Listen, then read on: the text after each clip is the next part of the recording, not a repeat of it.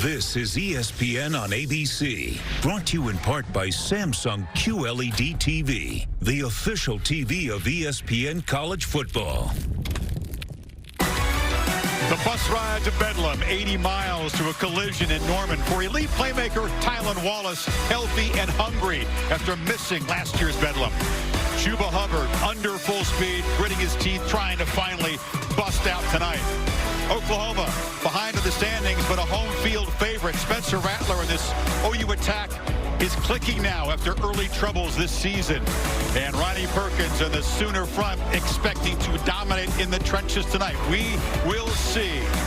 Welcome to Bedlam and Saturday Night Football on ABC, presented by Capital One. Bragging rights and a lot more on the line. Oklahoma State ranked number 14 against the 18th ranked homestanding Oklahoma Sooners. And welcome to Norman. Welcome to Bedlam. Chris Fowler and Kirk Herbstreit. It's a fun rivalry. Oklahoma State has been outmatched, frankly. 15 out of the last 17 they've lost. They've lost 5 in a row, but they don't usually have a defense as good as they think they have tonight. So we'll see if that changes the equation. Yeah, I couldn't believe to look at Mike Gundy, who played quarterback in Stillwater, head coach for 15 years, coming into his 16th matchup. He's 2-13 in this game as a head coach. And here they control their own destiny to get to the Big 12 championship. This is a big one. Think about Gundy, think about high-powered offenses. They've had to kind of manufacture some points this year, but the good news is they're getting healthier now off the bye week. Yeah, it's the right time to get healthy because they have such big playability when they are healthy. Tylan Wallace is, I think, as electric of a receiver as you'll find in the country. What they like to do is stretch defenses out vertically with his big playability. Now, just a couple years ago in Norman, they couldn't stop him. They left him one-on-one with the corners without safeties behind, and he makes you pay for it. So he puts a lot of pressure on the defensive coordinator. Now you're going to put 2 safeties back to protect the deep ball, and now you got to worry about Chuba Hubbard, one of the top backs who's healthy tonight coming into this game. And then you have the quarterback, Spencer Sanders. His ability on third down especially, where he can create, get away from trouble. If there's a pass rush, not only run, but he can find open receivers with his ability to improvise. So Alex Grinch, you talked about Ronnie Perkins. They have to dominate the line of scrimmage to try to slow down this 3-headed monster. Sooners had 2 early losses. They had COVID issues, injuries, suspensions. Now they're back to full strength, and they are really clicking behind Spencer Rattler offense. Yeah, Chris. Spencer Rattler, I think from early in the year where he showed big playability, but I think he's maturing and making better decisions as the season goes along, as you would expect from a freshman. What I love to see is when he gets outside of the pocket, as natural and comfortable as any quarterback in the country, and then the accuracy that comes along with that. And look who he finds right here, Marvin Mims. He's a true freshman, a guy to keep an eye on tonight with his big playability. Welcome, Ramondre Stevenson, the last couple of weeks, 245 pounds and physicality now in this running game. When I think of Lincoln Riley, I know the quarterbacks get a lot of attention. I think of those running backs. I think of a balanced attack. I think you'll see that from the Sooners. How can Oklahoma State try to slow that offense down? Yeah, the pattern has been Sooners score early and often. Cowboys think they have the better defense. Oklahoma's not so sure about that. We'll find out. Bedlam in Norman should be a lot of fun, crucial in the Big 12 race as well. Great day for the Sooners. But most of the time, let her rip. Back down, touchdown, Oklahoma. Oklahoma wins it in overtime.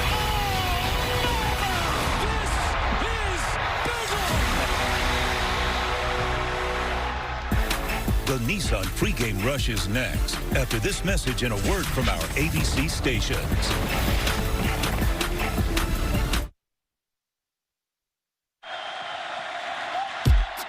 Love lost, it was never found. Not in 1904 when it began, not now. Bradford goes up in the air. Only an hour apart, but separated by decades of battle scars. Gundy has got Parker. Oh, he dropped it. Over the years, the Sooners have had the upper hand. And Oklahoma has taken firm control of Bedlam. But the Cowboys are higher ranked and ready, like always, to fight their arch rival for Sooner State supremacy. A lot of state pride on the line. It's a big game. There's no question about it. If you win this game, you give yourself a real chance to play in the championship. The Bedlam has grown for well over a century. Oklahoma State, Oklahoma, on Saturday Night Football. Mild temperatures in the 50s. Rain expected to hold off tonight for this collision here. A presentation of the Big 12 Conference on ESPN. The Bedlam name initially goes back to the wrestling dual meets between these two schools, which are extremely intense. Talked about the Sooner dominance, but the last time here, Oklahoma had to stop a two-point conversion to hold on 48-47 as huge favorites. Oklahoma State as underdogs, as fans will know, dangerous over the years. Oklahoma State won the toss and deferred, so we'll see the kickoff from Jake McClure. TJ Pledger, the Oklahoma running back, is back deep. Early pyrotechnics. And a kick that is fair caught. Holly Rowe joins us tonight on the field. Well, guys, there are some injury news to take into account for this Oklahoma offense. They are without their second leading receiver, Austin Stogner, their tight end. He is out tonight with a quad and knee injury. So in his place, Braden Willis, a young man who only has 2 catches this year and has not played in a game since September 23rd. One other thing, Spencer Rattler had that hip injury that kept him out of it, or kept him limited in a game recently. He told us he's fine and did not miss much practice time due to it. Both teams off buys. Holly, thank you. Stogner is a key loss, a very athletic matchup problem for a defense. Won't have him tonight. Ramondre Stevenson is the back. He's got the football, and he is going to be brought down right at the line of scrimmage. Nice play by Malcolm Rodriguez, the leader of that defense, the middle linebacker. Chick-fil-A impact players when the Sooners have the football, Kirk. Well, we know what they can do running the football. We talked about that in the open. And physicality. Keep in mind, Stevenson, 245 pounds. Mims, they want to try to isolate and get one-on-one. This is a defense that can bring a lot of pressure up front. They're a veteran group. They'll be flying around with their one of the best front sevens in the Big 12. This is Stevenson in the flat, gets a nice block, has a first down, still running. Into Oklahoma State territory, Ramondre Stevenson rumbling all the way inside the 30, and the pattern holds. Sooners expect to score quickly against the Cowboys. You love to see him get his hands on the ball, and Rattler really kind of draws the defense. Little flip that's designed to get him out in space, and he is so physical, and he's so light on his feet at 245 pounds, tough to bring down in the open field. 45-yard gain, they overthrow it to him. Stevenson, of course, one of the 3 Sooner stars who tested positive for drugs at the Peach Bowl. A 5-game suspension. He was on the scout team until just a couple of games ago. Exactly. And I think he was frustrated. Lincoln Riley was frustrated. But you know what he did? He went to work on that scout team, stayed in good game shape. So when he did get his chance to get out there, you can see the numbers in the last 2 games now that he's been back. Tell you that Oklahoma now has a back. They haven't had it for the first 5 games. Now they have a back that can break tackles.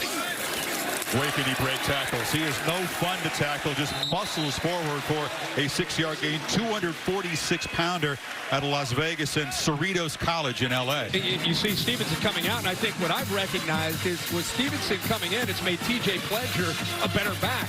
He's much better. He's been carrying the load 5, but with 29 in, 5 becomes he's a changeup, and he has live legs, and he's more of a slasher. So I think he's even more effective having his 1-2 punch in his backfield. Pretty good receiver, Pledger. We'll also see the true freshman tonight, Seth McGowan. They've got a nice rotation in the backfield. Rattler has time and zips it across the middle, and the catch is made. That's Braden Willis. Talking about him stepping up with Stogner out tonight. You know, Holly mentioned, and you just mentioned Stogner out, they knew that Willis coming back would be big because he's more at that position. He's more of a receiver, and a guy that can hit those seams. It's an area that they've always been able to attack in this offense. Is they get the eyes affected by safeties and linebackers thinking about the run, and then play action, and right behind those backers, a lot of times those seams routes. Nice play there by Willis. 5 plays, and it's 1st and goal. Fake it. Keeper. Scores standing up. Spencer Rattler and the Sooners right down the field. And for the 3rd straight Bedlam game, they score a quick touchdown against the Cowboys. How often have we seen the counter play and watched the linebackers, and instead it's going to go the back door with Rattler. They heard all week, counter, stop the counter. There's nobody there except the safety, who's Sterling, who's a good player, but misses in the open field. That's a whiff against the quarterback. Yeah. But a good call there by Lincoln Riley. Oklahoma State obviously thinking the counter play would be the factor, and instead the quarterback, who's not really known as a runner, does a nice job there getting into the end zone. Burkich knocks it through. It won't be the last time tonight you say, good call by Lincoln Riley. No. When he scripts the opening series, it is devastating. Cowboys have to answer quickly here. See if they can.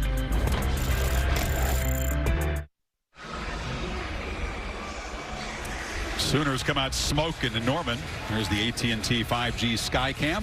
Check out the AT&T 5G Skycast, streaming live on ESPN3 and the ESPN app.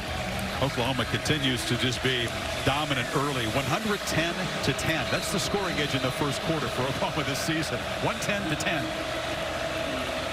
Well, that young quarterback looks like a different player from early in the year to now. We'll talk more about how Lincoln Riley's helped him throughout the broadcast. And we'll see if the Cowboys can answer. This is Braden Johnson. He'll bring it out to the 21-yard line. Spencer Sanders gets his first taste of Bedlam. Did not play the last couple years. It was in the opener against Tulsa that he injured his ankle. This actually cost him a couple of games. So he comes back, tries to get healthy, and he's been, pretty impressive. The last 3 starts, throws for 743, 5 touchdowns. Got to watch the interceptions tonight. I think that's obvious. I mean, he's got to be able to take care of the ball on the road. Rivalry game going up against Lincoln Riley and Spencer Rattler, and that production. He's got to have a big night tonight. Chuba Hubbard is not at 100%, but the electric Canadian grit in his teeth, trying to finally have a breakout game. Hasn't been able to hit the home run yet this year. They fake it to him. Sanders is flushed, backpedals, just heaves it up into the air, into the bench, doesn't get back to the line of scrimmage. Well, that's the concern for Oklahoma State in this game. We can talk all we want about Sanders. We can talk all we want about Hubbard and Wallace. It's protection. Can you take care of your quarterback? Right now, Jake Springfield is in there at left tackle. They've moved Josh Sills into left guard, his more natural position. But that's going to be the key in this game, is up front, that battle up front. David Alvarez, it's intentional grounding. He was in the pocket, didn't get back to the line of scrimmage. And you're right, Springfield, they like the fact that he can return to the starting lineup at left tackle, but they had nightmarish problems in the offensive line. And now he's looking across at number 7. Hello. Right. Who's out to prove a point since he's been back from his suspension.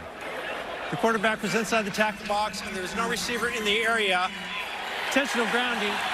Offense, number 3, lost it down from the spot of the pass. 2nd down. Gundy arguing. That's an understatement. The ball was thrown to the bench and got nowhere near the line of scrimmage. No, you can see the shaded box area.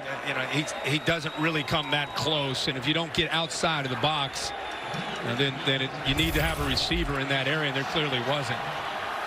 So 2nd and 21. Cowboys backed up to the 10 after the first play. And already you can see that uneasy feeling on the offensive line. Perkins makes an impact, and now it's a 5-yard penalty. Yeah, you got 20,000 fans in here, and it's a rivalry game. And I'll tell you, 20,000 fans with a defense out of the field can make a lot of noise. Offense, number 72, 5-yard penalty. It's 25% of capacity, you're right, but they're all on their feet and roaring early. They love what they see so far. No doubt. This is exactly the way this Oklahoma defense wanted to start, the opposite of that for Mike Gundy and his quarterback Spencer Sanders. Sooners go 6 plays, 75 yards and a touchdown. Now your own offense is backed up near your own goal line. They got Welcome to the Jungle cranked up. Play action on 2nd and 26, a short throw, and that's Tylan Wallace. Again, out last year's Bedlam game, but the monster 10-catch, 220-yard game here 2 years ago. Yeah, and always a concern to go behind coverage, a vertical threat, especially when corners are on islands against him. That's why that time Trey Brown giving him a cushion. Now comes up tight on him, but he has safety help behind with Pat Fields. Both defenses excellent on 3rd down. Oklahoma rushes 3. Sanders has time, but no chance. Looking for Wallace. Well covered by Trey Brown. the penalties on the first 2 plays just doomed the series. So when you get to third down and you're Alex Grinch, it's one thing to have Trey Brown up tight and he's following him. That's great, but you have a safety also, Pat Fields over top. So it makes it really tough on Sanders, who obviously wants to try to find a way to get the ball to Wallace, but good coverage by Brown and having support there by Pat Fields over top. 30-year-old Aussie Tom Hutton on to punt, and Marvin Mims, who's an electric true freshman receiver. Back to field, this is the 35, running sideways and backwards, and he'll lose a bunch on the return. He was counting on his speed to get the corner, but Harper said, not going to happen. Yeah, Thomas Harper and his brother Devin Harper, great athletic ability on that defense and here on special teams. Oklahoma, their first drive. This is how you settle into the game, right? You get the ball out to your running back, Stevenson, who is a handful out in space, just takes a simple little route and turns it into a big gain. And we saw the H-back Willis get involved in a seam route, and then you see that counterplay. No, they're going to go with the quarterback on just a little, almost like a naked counterplay going the other way. Stevenson. What makes Lincoln Riley's scripted series to start games really so impossible to stop for opponents so far this year? Well, like any play caller, he studies it and studies it and studies it, but he has a scheme that's so hard to prepare for. And what's funny to me is his play card is inside his pocket right now in his right hand. I mean, it's like Mike Leach. He takes pride in that, doesn't he? That's all it is. It just folds it up. I mean, in this world of guys having wristbands and play sheets that hang off their belt, he's just got a little folded up sheet of paper. Play action. Rattler lobs it downfield, and here comes a flag. Theo Weiss was being defended by Bernard Converse. And he grabbed onto his arm there. That's what the officials saw. But Chris, I think he's had an entire week to find your weaknesses. He knows what formations to get into, and he puts a lot of stress on a defense because a lot of the formations of personnel groupings can be a run or a pass. So your eyes can be affected big time. Holding. Defense, number 24. 10-yard penalty, automatic. First down. There will be some battles tonight. There always are in Bedlam on the perimeter. DBs and wide receivers, a lot of hand fighting like this. How will they call it? It's often a key factor. You make a good point about the opening drive of Lincoln Riley, but Jim Knowles telling us this week, in his third year now as defensive coordinator in this system, and a lot of these guys on defense for Oklahoma State, they've played a lot, 3 years. He said in-game adjustments with this veteran group have been easier than previous years because of knowledge of the scheme. It's Drake Stoops who goes in motion to hand it off to Mikey Henderson, the H-back, who lined up along with Stevenson, and that's a quick burst. Got about 8. I just feel that there's more bodies involved in this offense this year than in the past. In the past, you had 1 or 2 individual superstars. You had a C.D. Lamb, who was the guy, Jalen Hurts. You had Kennedy Brooks, and when Trey Sermon went down, Hollywood Brown. This year, it's just there's a lot of different weapons that they're utilizing and attacking with. Stevenson spins, bangs forward, still running hard, gets a first down. That's right. They definitely spread the ball around. You can't focus in on one receiver. Even without Stogner, there's plenty of depth in this receiving corps. Yeah, I mean, and I really think if you look at this team early in the year, trying to replace Jalen Hurts. Think about Jalen Hurts, a guy that would be your leader and would win a game, and then he'd go in the weight room after the game. I mean, he was just wired differently as an old soul. You take that away, and you go to a redshirt freshman quarterback with new weapons around him. It took a few games to kind of settle into who they were in 2020 without a lot of those familiar faces. Spencer Rattler said Hurts was a good mentor to him, learned a lot from him about maturity and work ethic. Stevenson, they had him penned in behind the line. He fights like heck to get back to the line of scrimmage, and Amen Abagbamiga combining with Christian Holmes on the tackle. Yeah, but watch the push right here. Push him right back into the backfield there. Brandon Evers, who's a really tough inside defender for this defense. That disrupted the timing. That counterplay is legendary out of this offense, and one of the great ways to eliminate that is to blow it up on the play side, which is exactly what he did. And by doing that and slowing it down, it allowed the rest of the defense to rally with their speed. Ledger the back on 2nd and 10.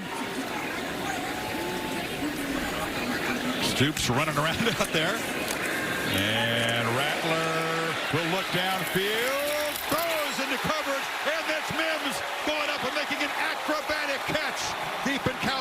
territory. And that's against Darius Williams, who's given up 6 receptions all year. He's one of the top corners in the country. How excited is Mims as a true freshman to have this challenge? You talk about focus and want to go up and make a catch. Boy, Mims, each week, we saw him make a catch like that against TCU earlier this year. He's not just a guy that's going to catch it and be explosive. I love a guy that's going to fight for the football like that. Great play by 17. He's a touchdown machine. Got 7 this year. 32 touchdowns as a high school senior in Texas. Rattler on the run, puts it in the flat. Henderson's got space. Henderson's got a touchdown. 2 possessions, 2 scores for the Sooners.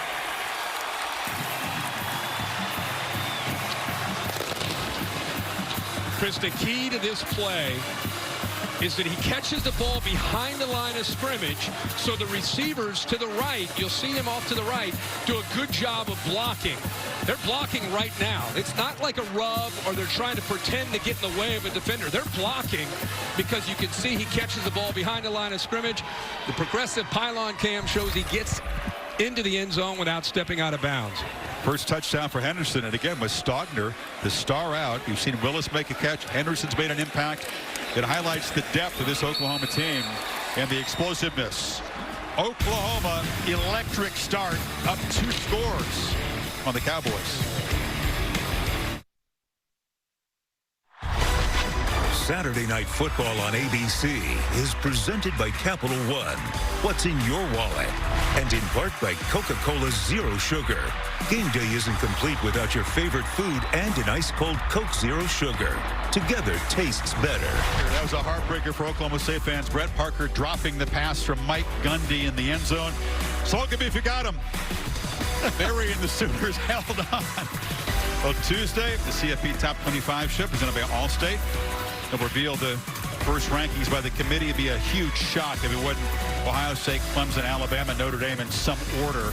The intrigue will be, where do you rank Cincinnati, which had a hard-fought win? Where does BYU rank? Yeah, those are tough questions. Wisconsin dropped out of consideration, you'd figure, today with their first loss.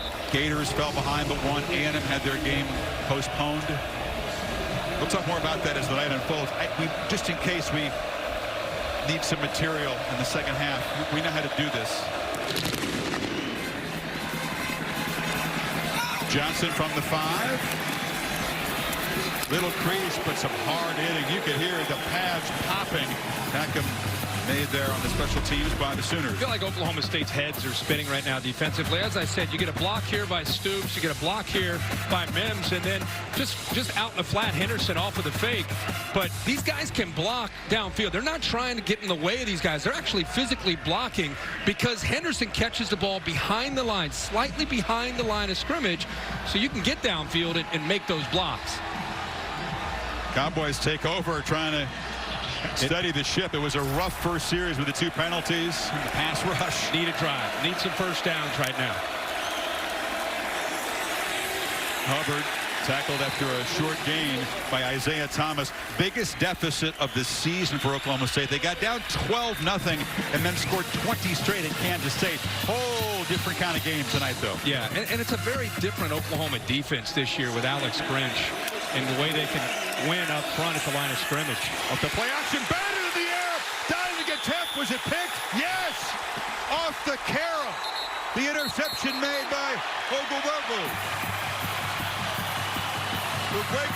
What an athletic play. Yeah, but watch here the aggressiveness. This is Norwood, who's a former corner, who's coming down, who gets his hand on the football.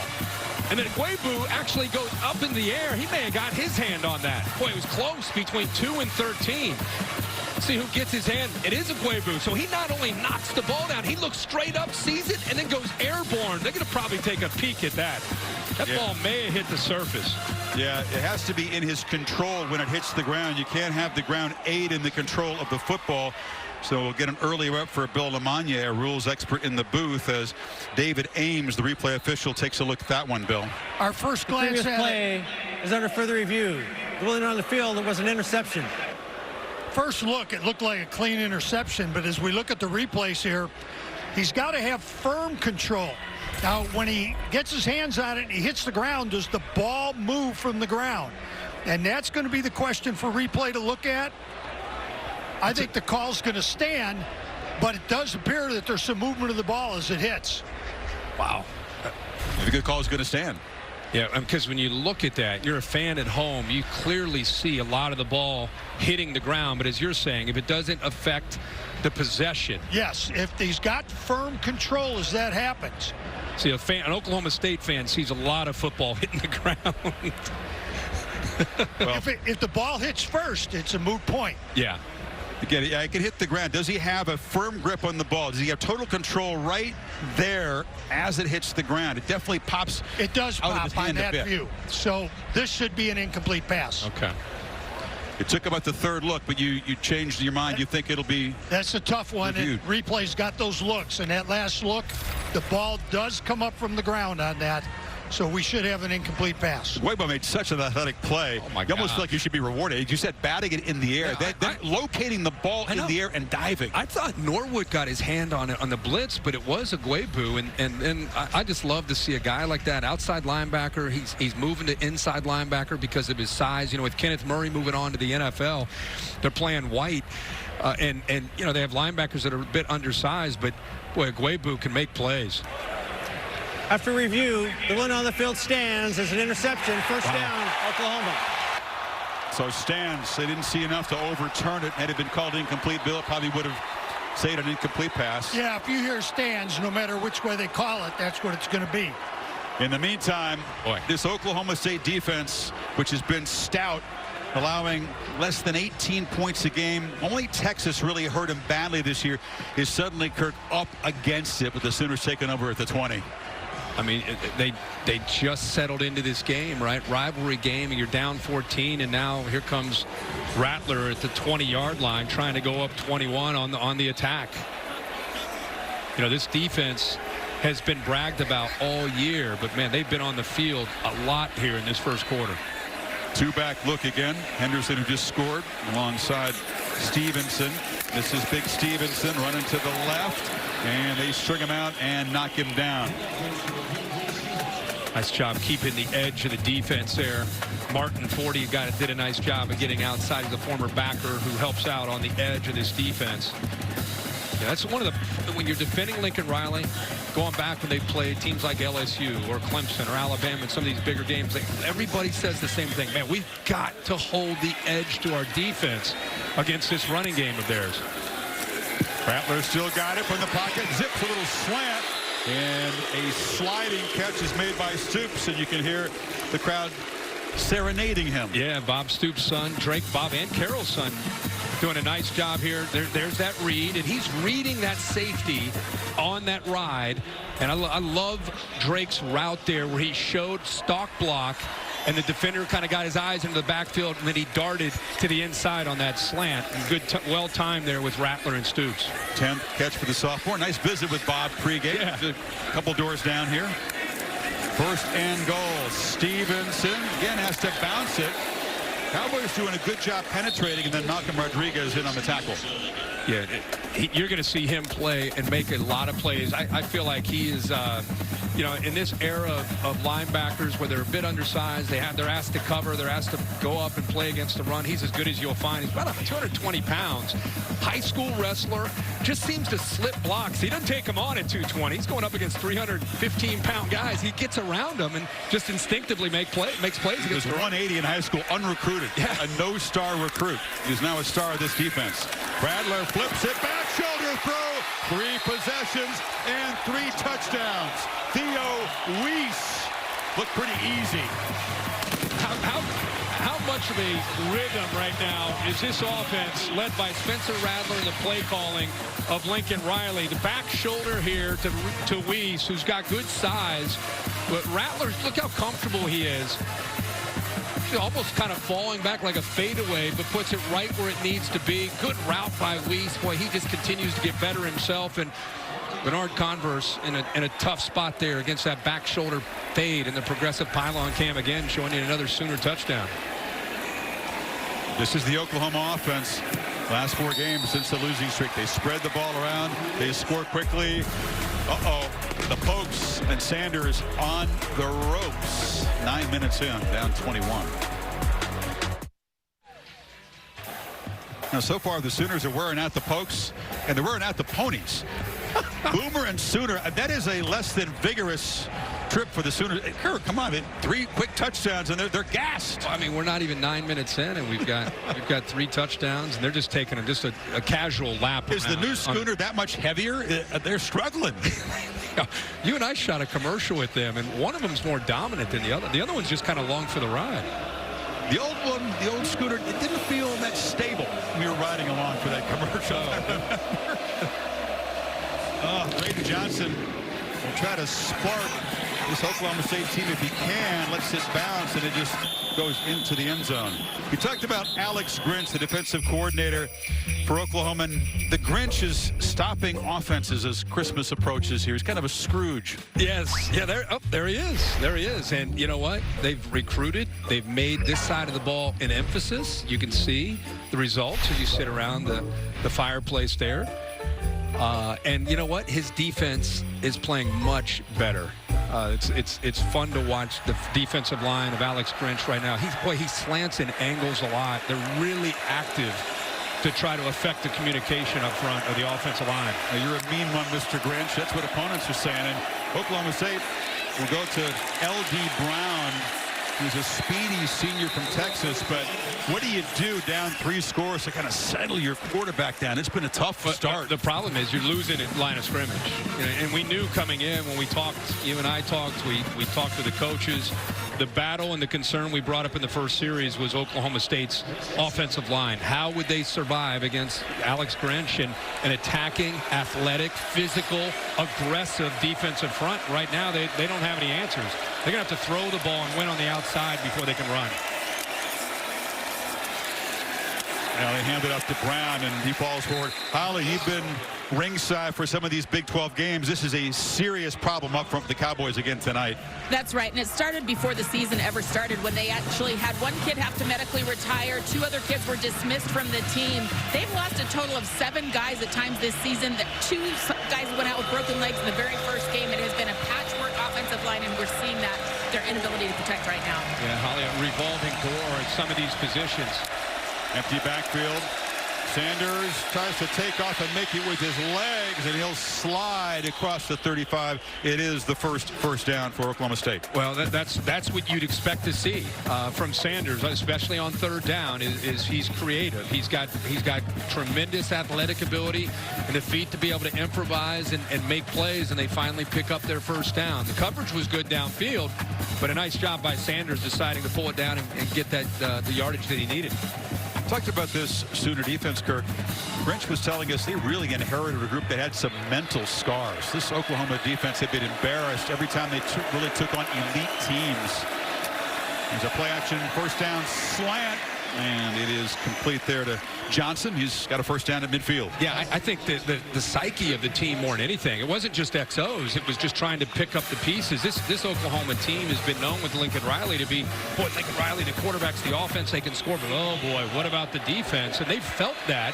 So I think they've tried to kind of get the morale up. 2 tight ends in the ball game. They can't protect him. Slung down is Perkins, who comes out with the football. But another imposing play by that Sooner front, and he is letting the Cowboys sideline know about it.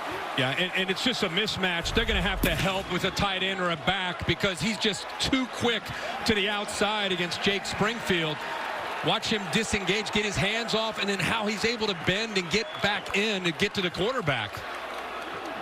Perkins, who had 6 sacks last year, again missed the semifinal CFP game, missed the first 5 games. He looks possessed tonight. And this has been a chippy start. I don't think that the Sooner defense liked hearing all the hype about the Cowboys defense. And you can see the reaction there. One of the knocks on Spencer Sanders as a young quarterback is his emotion, volatility. Tim Rattay, who's now the quarterback coach, is actually down on the field. Usually Gundy has his quarterback coach as an OC up in a box, but Rattay's downstairs to try to help keep Sanders calm. Welcome to Bedlam, true freshman Shane Illingworth in a quarterback and slinging it on his first play and way overthrown. Illingworth played the couple of games when Sanders was out. This is a tough spot for a true freshman quarterback, even though he's talented. No doubt about it. And his first time he comes in, it's second long and an obvious passing situation. He's feeling that twist and the pressure getting to him. As soon as he released that ball, he felt an Oklahoma defender right in his face closing in. He was the highest rated recruit in the Cowboys 20 class out of Norco, California. A pocket guy, not very mobile, however. Big tall guy at 6'6". Slings it. Wallace breaking tackles. First down into Oklahoma territory. That's crucial. But I love the placement of the ball. He put Wallace, he threw the ball upfield. Comes off the fake. The defense is out of position. But see how he put it out in front to Wallace? And I love that Wallace is able to catch that all hands instead of using his body.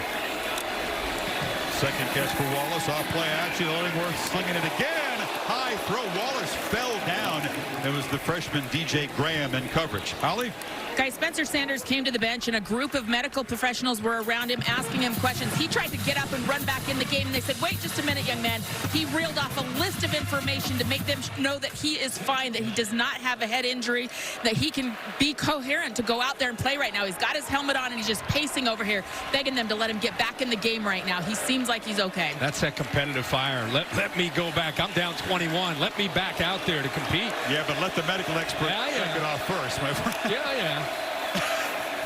Illingworth rolls, flips it in the flat, and the catch is made by Logan Carter, and he's knocked down a yard short. See, the answer here is trying to make this defense, it clearly is coming. They're running to the football, misdirection, coming back the other way, getting the defense out of the position. And even though you don't necessarily see the same athletic ability with Illingworth, it's still a nice design to be able to get him away from some of that pressure.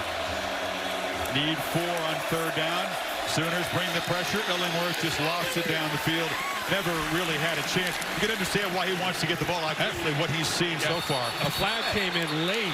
Very late. I mean, very late. And I don't know if that was jawing. I think it may have been jawing by Radley Hiles, who has a tendency to do that, 44 for Oklahoma, after the play. I'd say that again. Yeah, he's 1 minute he'll make a great play. The next, he loses his cool emotionally. This would be a killer penalty if it is on Radley Hiles, because it's fourth down without it. I mean, you could have. He grabbed a hold of him, grabbed a hold of the jersey. I mean, it could have gone that way, but I thought as late as it came in, I thought it was just him just talking trash to Stoner. You know, the officials look for him. I mean, he's got a reputation that's well known by everybody in the league, opponents and officials. Unsportsmanlike conduct. Defense, number 44. That is his first. Half the distance to the goal and an automatic first down. Yeah, that's the 7th penalty on him this season. Yeah, it's right there. And you know what? I personally like it. I like it. I think that's a great call, especially early in the game, in a rivalry game. Set the tone and let these players know, especially led by 44, you're not going to put up with it. How many times have we seen this? 44 is a great player. 1,000. He does something stupid, then he's brought over to the sidelines. Wow. I mean, that just prolongs the drive. First down now inside the 15. Fake to Hubbard. Illingworth sets his feet. Fires end zone. Touchdown. Logan Carter is wide open. And the penalty gives the Cowboys a chance to find the scoreboard. Boy, this is the beauty of having a receiver like Tylan Wallace because of what he can do.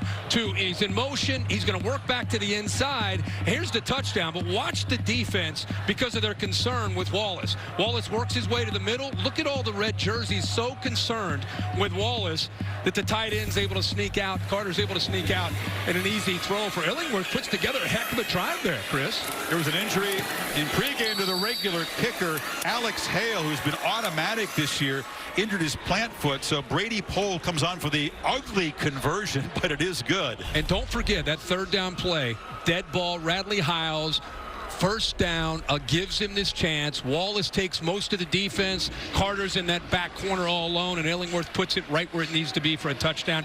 And man, did the Cowboys need that. Illingworth comes in middle of the series, 3 completions and 6 attempts and a touchdown. If you were a coach and Radley Hiles run your team, what is the message? Because we've seen this so many times. They had no business being out there on defense, and then that taunting at the end of the play when it's long over. I don't know the young man personally. I wouldn't play him. Just the way I'm wired. I love his ability. I love his knowledge of the defense. I love his spirit.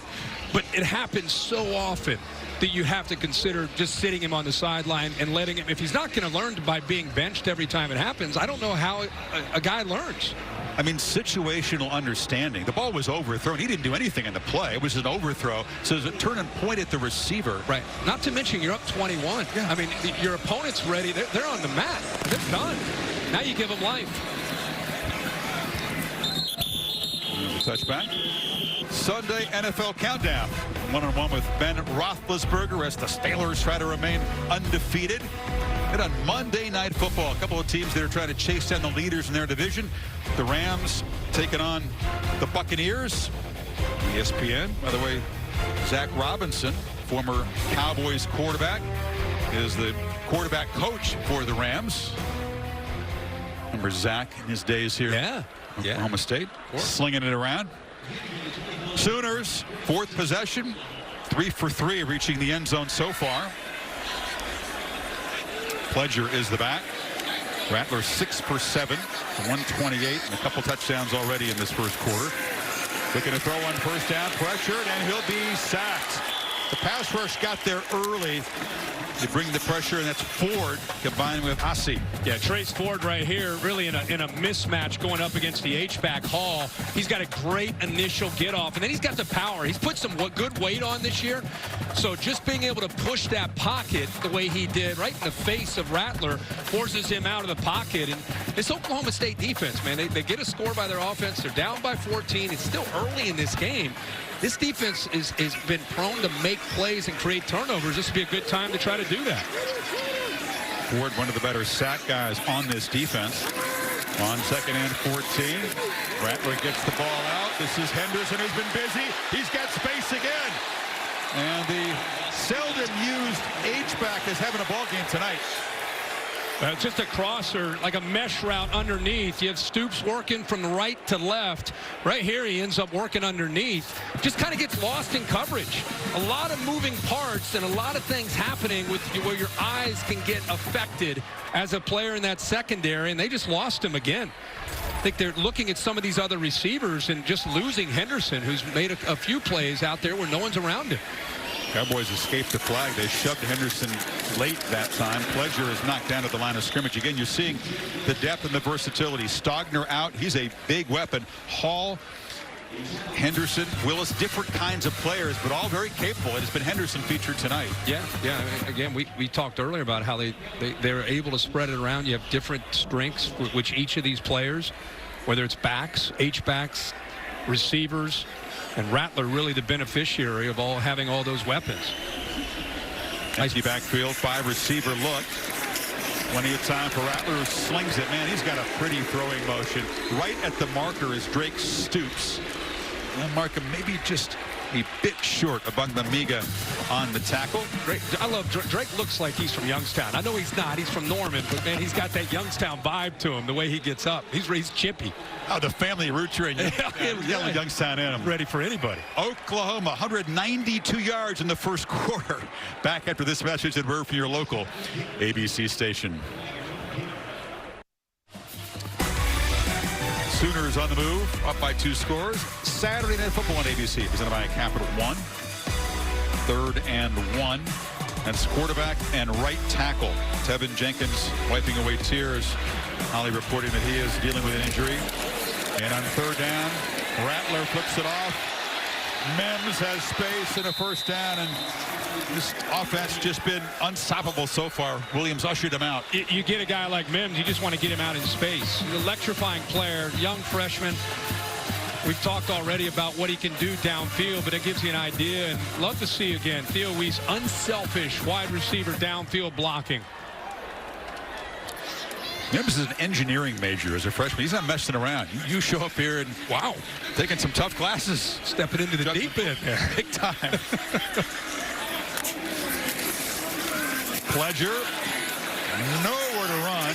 Bites back to the line of scrimmage. Trace Ford on the stop. Boy, Trace Ford again. Love to see this. Just manhandling Swenson, the left tackle. Again, gets engaged. See his eyes? He's already has a lot. He's locked into 77 in his chest. And then he's looking into the backfield about, is the ball coming my way? Then disengages and makes the play. I tell you, Ford's taken his game to a different level sophomore year. Guy to really keep an eye on. Not only as a pass rusher, but as you saw right there, he can defend the run. It's this Cowboy defense that needs to make a play, needs to stop the bleeding. Empty backfield on 2nd and 10. Deep drop. Rattler lost it. Tried to find that back shoulder play to Weiss again. Incomplete. No flag.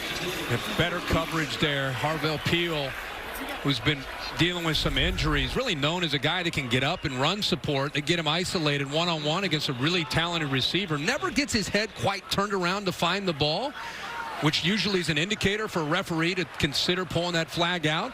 But I think a good call there to just let them play. Sooners 2 for 2 on 3rd down. The Cowboys have been an elite defense this year. 23%. That's all they were allowing coming in, but a whole different level of offense faced tonight.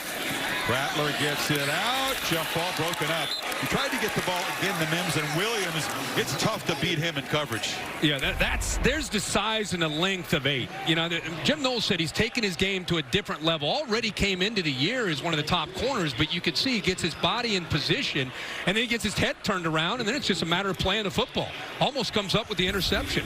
Kind of a risky pass there by Rattler. Williams headed to the Senior Bowl, which he's very proud about. Brother of Greedy Williams. Yep. He's in the NFL.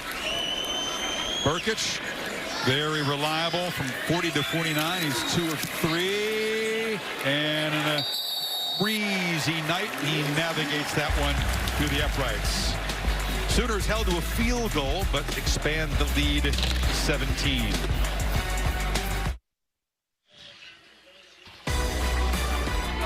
College Football Playoff National Championship Trophy presented by Dr. Pepper. January 11th in Miami, semifinals of the Rose and Sugar Bowls. The committee reinforcing again this week they are not inclined to change that schedule. There's been some thought, some hope, frankly, among some teams they might slide that back. Very, very complicated to do that and very, very unlikely to happen. They also did say that should a team in the semifinal bracket have enough COVID issues that they couldn't play, they would not replace that team. Right. Not add a team back in. That would just be a walkover for the other team. Johnson hesitates from the goal line, brings it out, and nice looking return. Tiptoes down the sidelines, out near the 35-yard line. Well, here's what happened to Spencer Sanders. Ronnie Perkins got in there, spun him around, and watched quarterbacks hit the ground hard right there. Lost the ball as he was helped to the sidelines with his helmet off. Appeared to be in a lot of pain. Obviously, the medical personnel looking in on him. He tried to tell them, I think, that he's fine. Ollie said he put his helmet back on, but he has not clearly been cleared to go back in there yet. No, it's so often when you get sacked by a defensive lineman, it's the momentum of when you come down and your head hits the ground. So Illingworth will continue to play quarterback and had a very good first drive. True freshman from California did get the Cowboys to the end zone with a pass, and now looks to fire downfield. And that's Wallace. That's just a prayer. They're all over him. Holly? Well, guys, Spencer Sanders keeps speaking to medical professionals here on the sideline, and they're just not clearing him to go back in right now. I saw him talk to some of the coaches, and then those coaches immediately went over to Illingworth and just started working through the game plan with him. It doesn't look like they'll clear Sanders right now. Even Chuba Hubbard said, hey, man, are you okay? And he just shook his head. They're going to stick with the freshman for now. Illingworth, pump fake, slings it. Wallace couldn't come up with it and came down awkwardly on the sideline. Woody Washington, who's in a corner with Jaden Davis out tonight in coverage. Yeah, a great matchup here. They're very high on Woody Washington, what he can bring to this defense. And the ball's thrown right where it needs to be. You don't see Wallace, who's such a competitor, drop a ball like that very often. I think he was so focused on his feet, getting his feet down in bounds, that he just lost focus just for a split second on catching the ball. Watch out on the right tackle here in pass protection. And it sets up the 3rd and 10. Sooners are chopping at the bit, crowding the line. They don't blitz. They back off in coverage, and the young quarterback, a little bit confused, tried to find Stoner. That's a tough look for a true freshman. Yeah, it really is. And this is an example of affecting the quarterback. Not getting a sack, but just getting a push. Tell you, if you want to see, we talk so much about Perkins and Bonito 11, getting after the quarterback. This young junior college player, 8, Perrion Winfrey, that time he impacted Illingworth and just feeling comfortable and getting that ball out. He got it out a little bit early. #1 junior college defensive line prospect. And that's a low punt. Mims comes up to field it at the 35-yard line. And Oklahoma back to work, up by 17. Spencer Rattler came out. The Taco Bell Liv Mas moments. Yeah, just from the opening drive, a little misdirection there where you'd expect to counter. Instead, they go with Rattler the other way for their first touchdown. More misdirection, more confusion, eye candy. A lot of different parts to this offense would be with the pre-snap movement and then just the accuracy. You have a quarterback in Rattler, for most part this game, has just been comfortable throwing the ball kind of on his terms where he's got his feet set and able to make accurate throws. Looking to throw on first down. Mims again in space. Ooh, they almost knocked the ball loose. But another big play into Cowboy territory. Yeah, Rodarius Williams almost caught up to him and pulled that out. But it's good blocking. You see Drake Stoops out in front. Also see Hall does a nice job, gives him that crease. And right there, 8 almost jarred that ball loose after the big gain, but he holds on. Third catch for Mims. Pretty good start. 65 yards already. 21 a catch. He's averaging almost 17 per catch coming in. Again, first down, play action. Rattler back pedals, lost downfield, and incomplete. Charleston Rambo trying to work back to the ball. Holmes in coverage. Yeah, there's a flag in that backfield. Usually you would see a hold where they're discussing.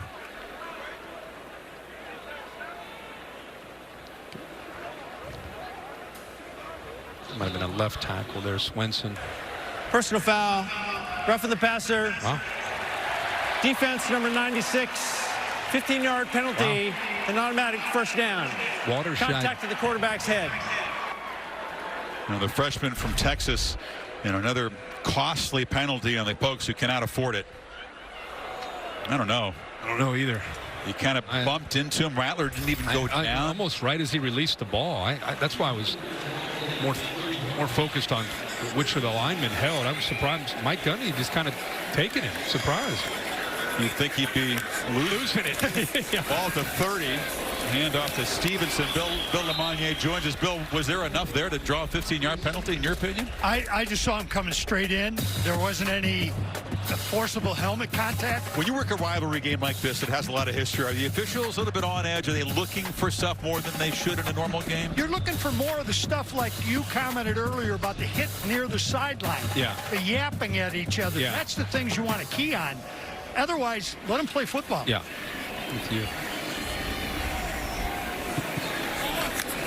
2nd and 12 now. Stevenson's got it again. This Oklahoma offensive line had high expectations coming in here. You got 4 guys that all came in the same recruiting class: Hayes, Humphrey, Robinson, Ely. So they've worked a long time together. I don't know if they've met their own expectations so far, but certainly beginning to click in recent games. Yeah, they have. And I think the continuity, this is a group that played a lot of football last year, but everything that we've all been dealing with, including this offense and this offensive line, a lot of new parts around the offensive line. But with Humphrey up front, they're going to another level. Free play here. Rattler slings it. Catch made. Down inside the 10 or 15 is Rambo. Cowboys got anxious there. And Rattler used the free play very wisely. Yeah, well, Rattler did a nice job with his clap, getting that defensive line to jump. And once he recognized he had that free play, he just looks off to the right and able to find another open receiver. He's spreading it around. Defense number 1 in the neutral zone. That penalty is declined. The resulting play is a first down. He's already hit 7 different receivers. Yep. That's what they've been doing, as you pointed out. Yeah. No real ultra marquee elite receiver, though Mims is certainly beginning to emerge as a freshman. He's got a monster future, but excellent job of spreading it around. That's part play calling and part quarterback. Well, how good is Lincoln Riley, though? I mean, how good is he? We know. I mean, it's just so much fun to watch him. I mean, it's not fun for an Oklahoma State fan right now, but as just a fan of the sport over the years, him working with offenses and working with quarterbacks especially. 41-8 in his head coaching career here. Stevenson hasn't really busted loose. Cowboys done a pretty good job on 29 as a runner tonight. Yeah, they have. And just one last thing about Lincoln, I thought it was interesting. You know, he worked with Baker Mayfield, who transferred in, more of a veteran. He worked with Kyler Murray, who transferred in, more of a veteran. Jalen Hurts transferred in. This is a redshirt freshman. He said, you know, I've spent more time talking to him about how to prepare, how to lead, how to manage the game, which is a very different approach than the three previous that have had so much success for him. He said the extra teaching was fun. Yeah. Nice to have a guy you can have for multiple years, too. Rattler redshirted last year, but he got into a few games, but they've got him for a while here. Stevenson working hard. He's just a physical guy to tackle. Rodriguez and Arvell Peel combined. I really think Rattler came in with, you know, kind of a swagger about him as a highly touted recruit. And I think sitting behind Jalen Hurts was the best thing that could have happened to him last year in learning about truly being a professional and the approach to your job and how much work it takes. You can't just kind of come out there and be a big-time player. That in being benched this year in the Texas game, it was like, what? You're benching me?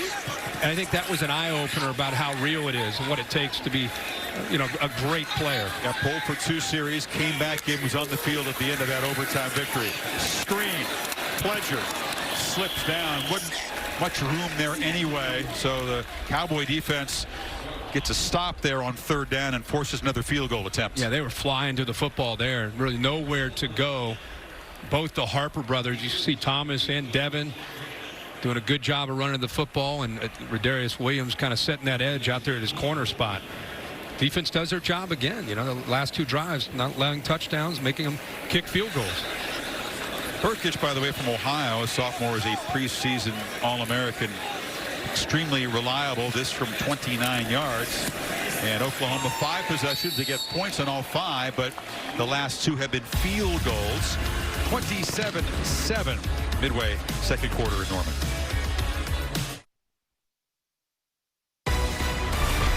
Saturday Night Football, presented by Capital One on ABC, is brought to you by Pacific Life. More than 150 years strong. Trust in your tomorrow. And Mazda.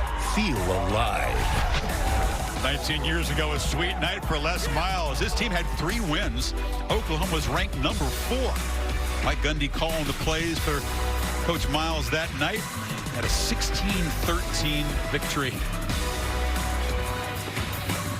Les was good fun in the Bedlam series. Remember? Oh, they had a close win, and he came to the bus after the game. We were saying, you guys you played great. well. Played great. Hey, coach. Calling us coach. Coach. We played to win the game. He said it straight. There was no moral victory. My chest. We played to win the game.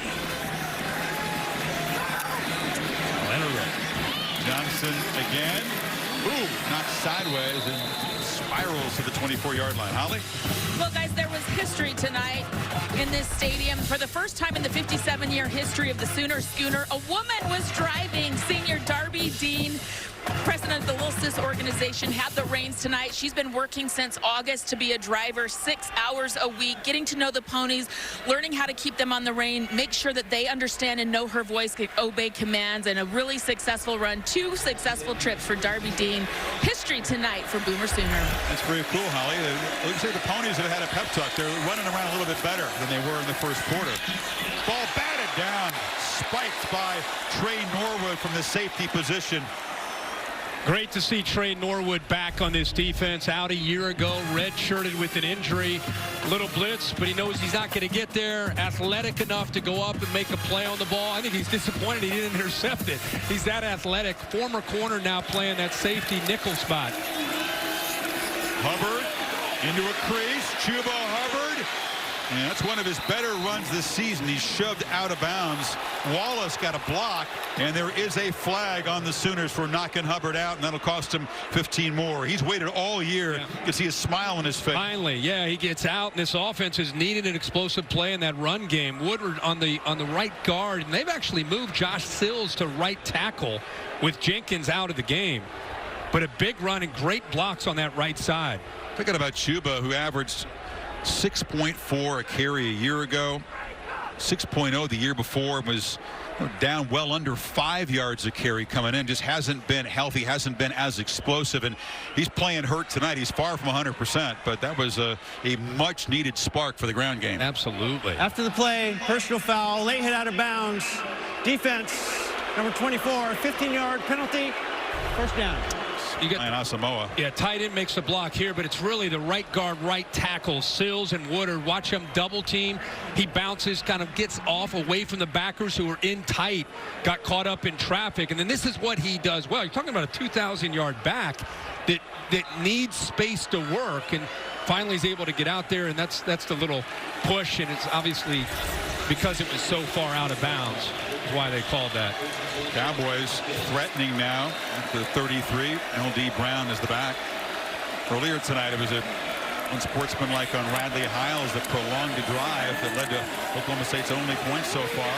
Ellingworth is not really a runner. At 6'6", he's out there in space, and he's knocked down by Benito after a 2-yard gain. No, he's not a runner, but he was at least decisive. You know, you like to see that. And truly, I mean, if Oklahoma State's going to have consistency, they need balance. They need to be able to run the ball. The line of scrimmage has not worked out for them. They've had the injury to Jenkins, who's out of the game, and Sills, who was the left guard, is now back at right tackle, and they've had to move a lot of different parts. Preston Wilson is now in as well. Brown slung down. I was going to say they're in positive territory for rushing yards after these took place. Back in the negative as Perkins slings him down for a loss. Perkins is just making plays, and if you give him just enough room to be able to get upfield, that's what they do. The pulling guard had no chance. Alex Grinch wants this team to penetrate. They're one-gap defense, get upfield, and I'm telling you, it's a different defensive line. It's not just Ronnie Perkins that you have to worry about.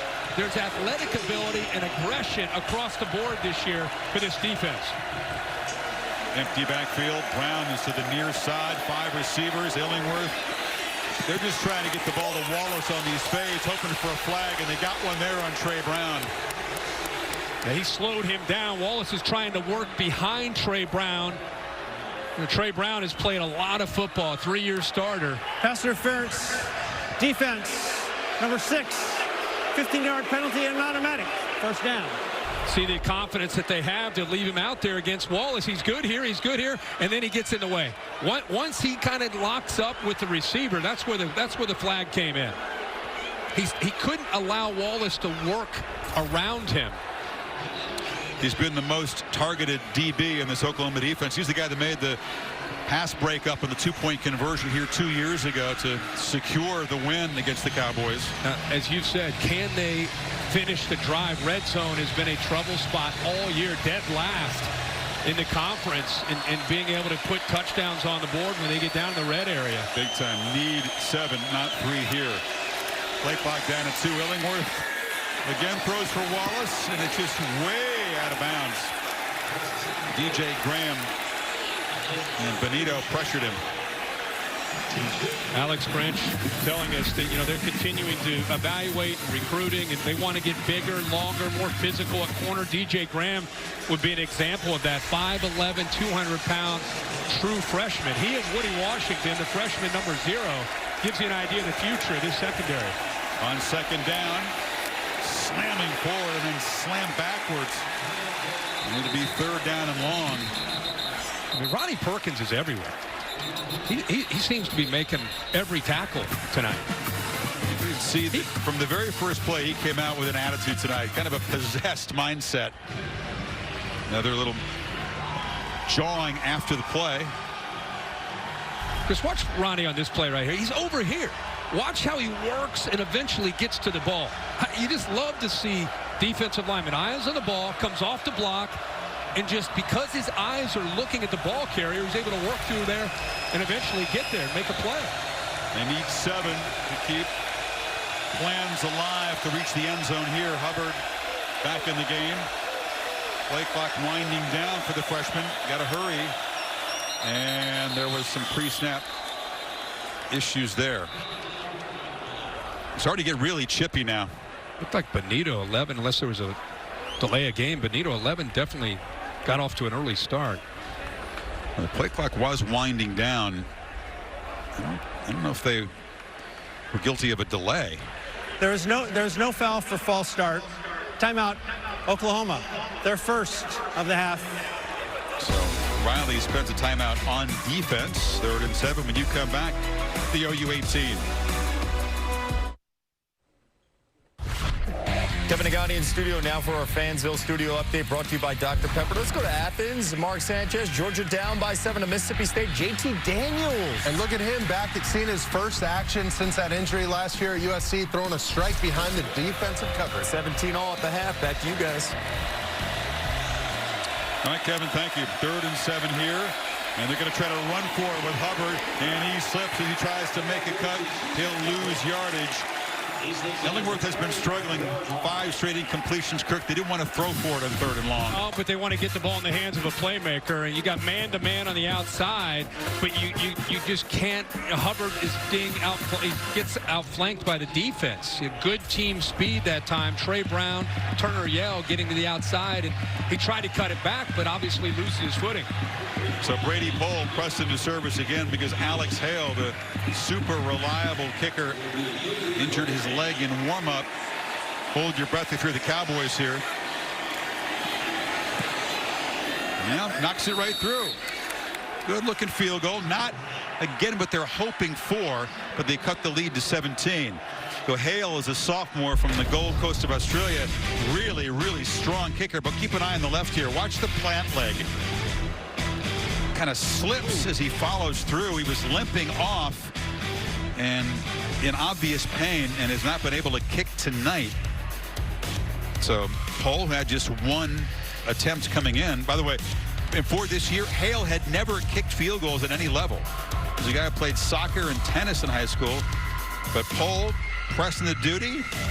Not bad. Right through. By the way, great snap, great hold always helps a kicker without a lot of experience. But you mentioned the red zone problems for the Cowboys. Just way too many field goals. That's the 13th red zone field goal kicked this season. But you know what? After the way, I know that's horrendous. We talked about when they were down there. But listen, they're on the ropes. They're battling. I mean, this game felt like it was going to be over. It was 21 in the blink of an eye. We were what 9 minutes into the game, and it was 21-0. So their defense is kind of keeping them around. They just need a turnover. They need a break to get them really back in this game. No, they haven't stopped the Sooners offense yet. 3 touchdowns to begin the game, 2 field goals since, and that's Pledger knocked down at the 20. The Bear Chris Felica is a late scratch again this week, so Bill LeMonnier jumps in for our trivia question, Billy. Hey, 2 weeks in a row. Oklahoma lost to LSU in the college football semifinals last year. Neither school is likely to return to the college football playoffs this season, which brings us to tonight's question. Who are the only 2 national champs in the AP poll to have a losing record the following year? Poll era began in 1938. So, great. A long did you time. come up with this, or did the Bear come up with this? I'd like to take credit for it, but the Bear did it. Losing record the following year. Okay. Rattler, incomplete. Kind of miscommunication with Theo Howard on that left side. Yeah, just a timing route, not quite on the same page. I just feel like it's been better coverage the last few series by the secondary. Rodarius Williams is making some plays. Bernard Converse doing a better job. We even saw Harvell Peel out there playing man-to-man. Jim Knowles will get aggressive and get those safeties up. Stevenson strung out and pushed out after a short game. Had the big 45-yard catch a couple plays into this game.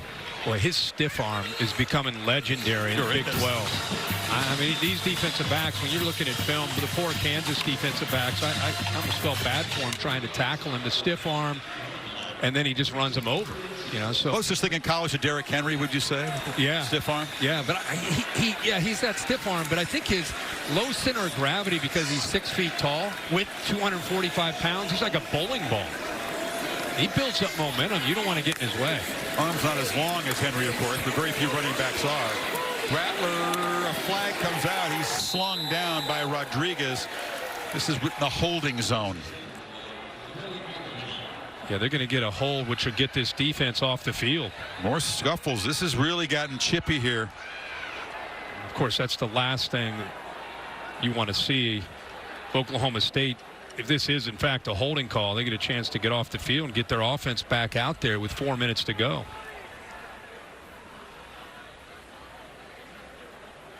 That is the indication from David Alvarez.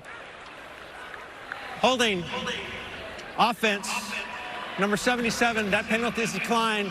That will bring up 4th down. That's the tackle, Swenson. So Cowboys do get their first stop of the night. See, on the left side there, as Rattler tries to make a move to the left, Swenson just wraps up Bundage there on the pass rush. So again, they get the ball back here. See what happens. The seldom used Reeves Munshaw on to punt for the first time tonight.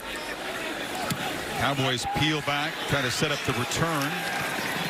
And the catch is made at the 35-yard line, and not much room for Dylan Stoner. So 3:49 before halftime. Chance for the Pokes to try to cut into this 17-point lead.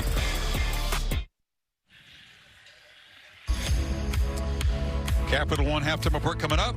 Kevin, Mark, and Booger. The scores and highlights.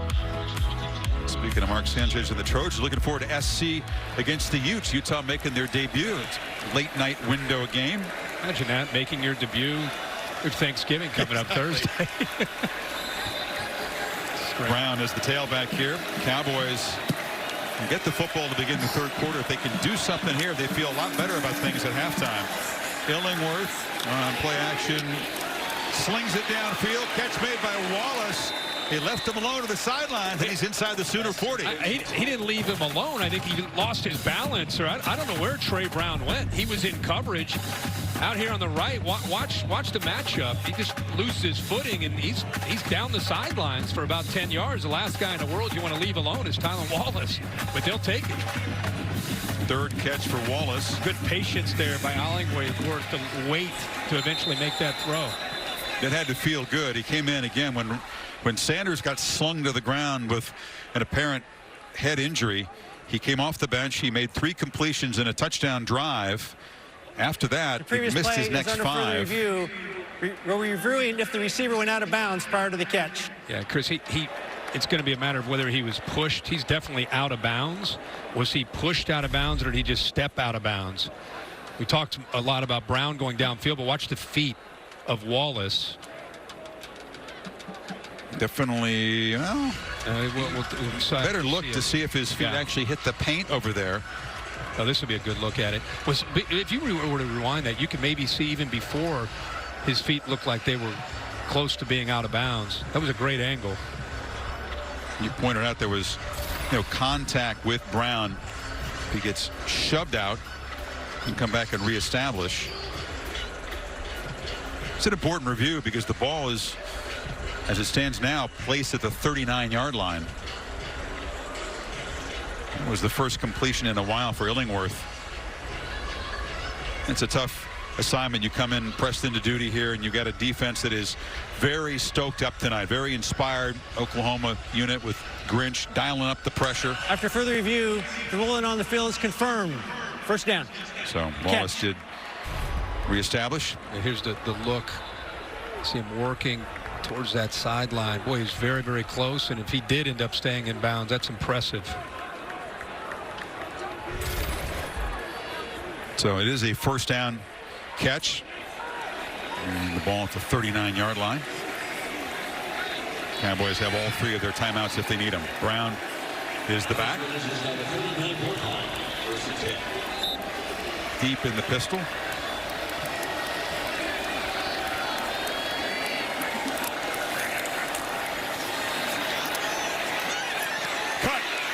And powering forward down near the 30-yard line before Woody Washington stopped him.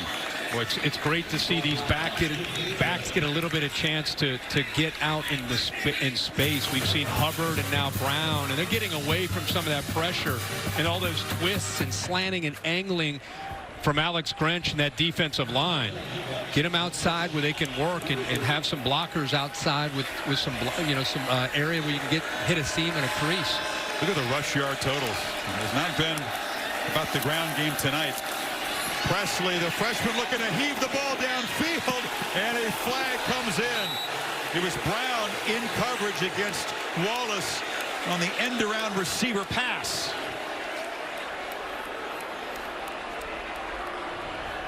Presley has scored a touchdown against Kansas State on a jet sweep with his first pass attempt. Yeah, you can almost tell, like, he's either about to have a significant loss or he's going to have to throw this football. And Brown again. Part of the pass. Holding. Defense. Number 6. 10-yard penalty and an automatic. First down. Brown, who appeared to get poked in the eye covering that punt a few minutes ago. Flag for the hold. Yep. Brown, you'll see him work on this near the top. He just kind of gets caught up right there. Just grabs onto the jersey. It's a holding call. It bailed Presley out because that was not a real accurate throw. That was nowhere near Wallace. Holding or no holding. You work those plays in practice, you figure, what are the chances they're actually going to call it in the game? Presley had a chance there. Crowd thought there was a flinch on the offensive line.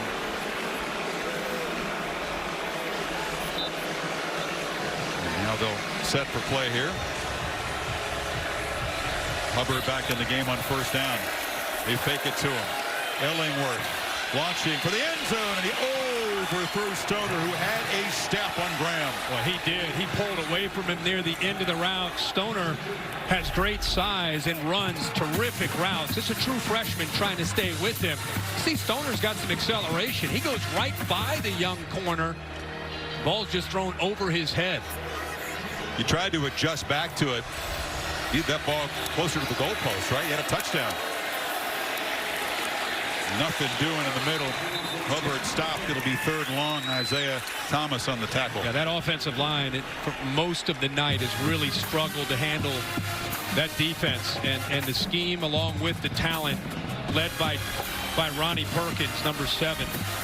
Grinch said he'd been very disappointed if his guys weren't winning big against this offensive line. That's what we've seen. Yeah, now it sets up this big third down. I want to see if they help with Wallace at the top. You've got Woody Washington matched up with him. You see the safety and see what he does. Is he going to stay up top? Looks like he will. Yeah, it's single coverage. Ellingworth look on the other side, threw it into traffic, trying to find Landon Wolf. Did he decide before the snap where he was going with that? That wasn't the right choice. Well, he's looking here to see if this man's going to work down to the middle or work down, and then you get an ISO with your best receiver. Instead, he works to the outside, and because of that, now you got to find another weapon. You got to double team. Wallace didn't even end up running the route. He stayed in. They worked that to the left. When you get double teamed, you need to find other receivers that can win some matchups, but that pass never really had a chance. It wasn't thrown downfield. You saw Radley Hiles in coverage. He had been benched after that earlier penalty, but he's back in the ball game. As they found a pretty good backup kicker. He knocked it through. Pole did, and another field goal. Yeah, they've had their red zone opportunities. You know, if there's a touchdowns, we're talking about a very different score right now. But again, inability to punch in a touchdown. With Hale going down and Pole having very little experience, they feel good about the way he's kicking the ball. They just wish he wasn't quite so busy. Oklahoma's offense, meanwhile, Kirk, limited to just 58 yards in the second quarter. And this is one of those offenses with 1:38 to go and a couple timeouts. They're going to be in attack mode here. They're not going to be very happy as much as they've dominated this first half with a 14-point lead. They're thinking about not only field goal range, they're probably thinking about foot on the gas and trying to come up with a touchdown. And if you're Mike Gundy and Casey Dunn, who's the play caller, the 6th offensive coordinator Gundy's had here, you're trying to find a way to get Ellingworth some plays. Obviously, he's not going to have a high percentage, but can you create some big plays? Can you get Wallace loose against the secondary in the second half? The running game, as we talked about, hasn't been there. Pledger will let it bounce over his head. So back to Bill LeMonnier. You've been so busy over here. Bill, I don't know if you had a chance to think about your trivia question. Well, it was the 1939 TCU team. Of course. And I hate to tell you, Kurt, 1943, Ohio State. I don't blame you. I blame Felica because, again, the answers to the questions are pre-war. Okay? The first few years of the poll. You know what? Forget the Bear. Next week, you're going to come up with your own history, your own lesson here, a question for us. Maybe like an officiated theme question? Yeah. There you go. How about I'll be honest where you officiated instead of going back to the 30s and 40s? I mean, we're sitting here trying to think. Yeah, I'm like, did Auburn ever? Which team kind of dropped off? We were not thinking 39 and 43. Those aren't even fun. Nobody can answer those. Option look here. Stevenson takes the pitch. That'll make old-time Sooner fans. It wasn't exactly like the wishbone, but you got a pitch on the perimeter and a nice gain on first down. Little speed option. Rattler is not much of a threat, again, as a runner. Defense not necessarily respecting that, so they're locked in on Stevenson. And I'm surprised so far, not in a big rush. Got a couple timeouts here. No. Well, I thought they'd be in attack mode. Look at it. They don't like it here because they're just standing over the ball. While Oklahoma State makes a substitute. That's because Oklahoma made a substitute on offense. So, not very good clock management. Paul went out, Rambo came in. Yeah.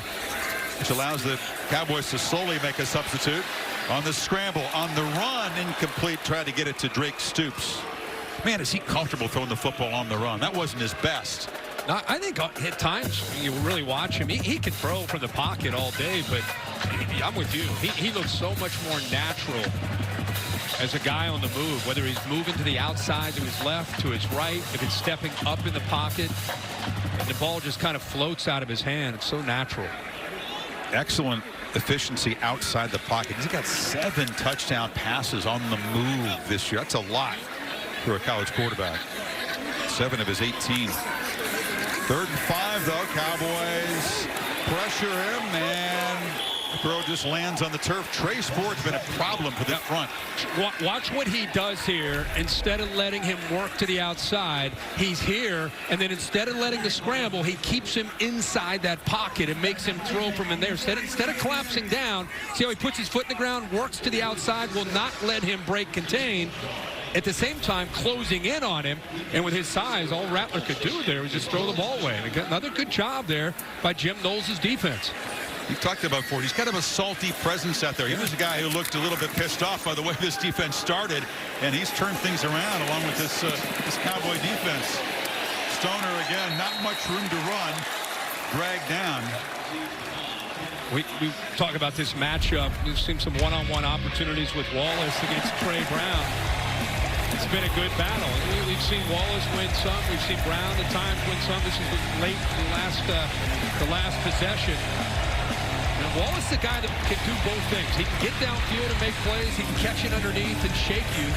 But Trey Brown doing everything he can against one of the top receivers in college football. Yeah, they tried to target Wallace 9 times. It's only a .333 batting average, 3 catches in those 9 targets. That's an excellent job. Yeah, 2 years ago, last time he played against the Sooners, 220 yards. So again, the Cowboys, a chance here. They got all 3 timeouts, 34 seconds. They're going to feel adventurous? No. There's your answer to the question here as they just hand the ball off to L.D. Brown. They'll get it again to start the second half, and I think after the way this game began, Gundy probably okay with being down only 14. Yeah, considering they're down 21-0, 9 minutes into the start of the game, Chris, last couple possessions in the red zone. If you get one of them is a touchdown, think about where you are. If you get both of them as a touchdown, think about where you are. So they've got to feel confident about how they settled into the game and got this thing back where they were able to compete. And the defense a much better job against Rattler in the second quarter. But the fast start for the Sooners put them in commanding position, and they'll take a 14-point lead to intermission here in Norman. Coming up, the Capital One halftime report right after these messages. They try to keep these teams separated. It's been salty, so before we let you go here, let's make sure these teams get up the field without a major incident to add to the Bedlam highlight or low-light reel over the years. Yeah, probably not smart as the teams crisscross to let them go at the same time. I mean, usually you see teams wait, let one team go, then the other team will follow. But Bedlam is defined as uproar and confusion. We've had a little bit of that so far. Get to the locker room, fellas. Let's put it back into the final 30 minutes of football. Sound good? All right, now we're ready for the Capital One halftime report right after these messages.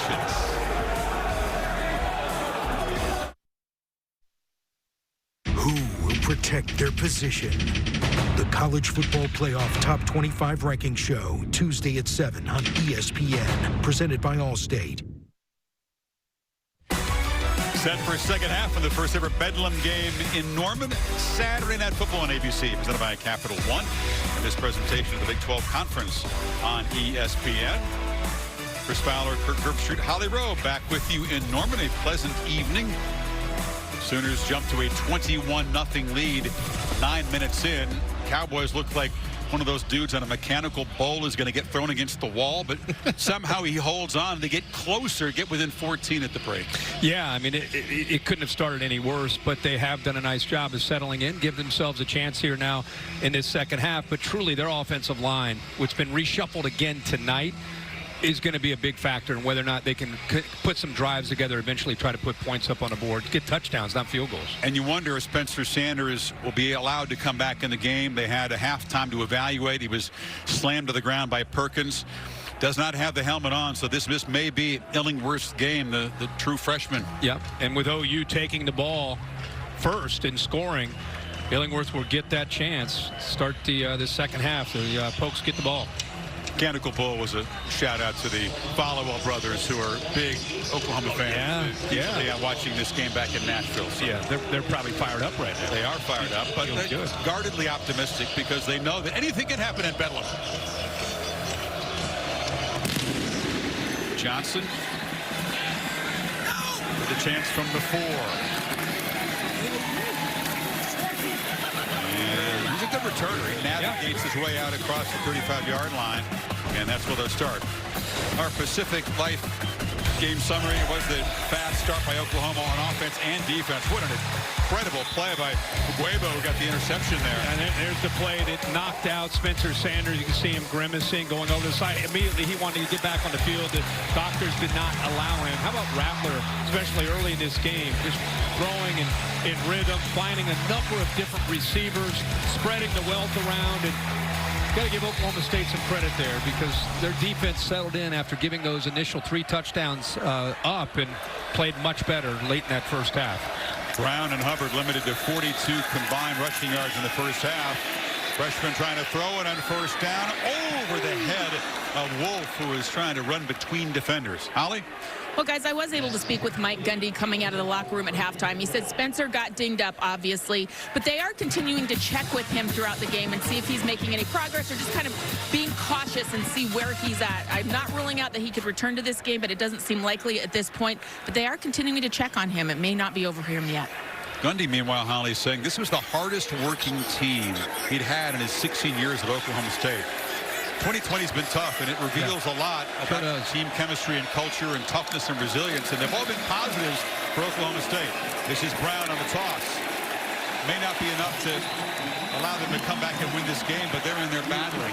Just too slow developing here. I mean, you're going against a defense that's flying to the football in that first half, and it's just there's nobody outside to pick up Washington.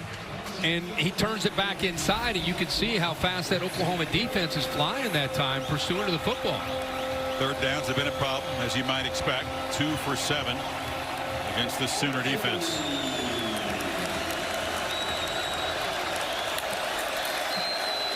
Illingworth, pressure by Benito, who got his hand up and knocked it down. And once again, OU's pass rush imposing. He's actually fortunate that Benito got that, because if not, it's a touchdown, a pick 6 with Washington, who's out there ready to pick it off. Right there, you see him out there to your left. Washington just really well coached. They get pressure. Everybody's in position. If he threw that football, because he kind of threw it blinded, If he threw that, Washington would have intercepted it and walked to the end zone. Benito, talented, kind of hybrid player. So get that out of here. And the lefty, Hutton, gets the punt away. And it's fair caught by Mims at the 38-yard line. Well, the Sooners, 9 minutes, had those 3 touchdowns and right down the field. Some Oklahoma fans say, why did Lincoln Riley throttle back? Why did he get a little more vanilla in the second quarter with the lead? Well, I don't know if he necessarily did. I mean, maybe to a certain degree, but I think it had more to do with guys like Trace Ford making plays and the defense from Oklahoma State doing a good job disrupting things and getting Rattler in uncomfortable situations with down and distance. They were doing whatever they wanted to. It was almost like being in practice those first 3 series, but it changed. See if they can reset the offense to begin the third quarter. Rattler 13 of 19. Bangamiga heads to the sidelines. Kind of one of those little rules. Didn't have the jersey tucked in.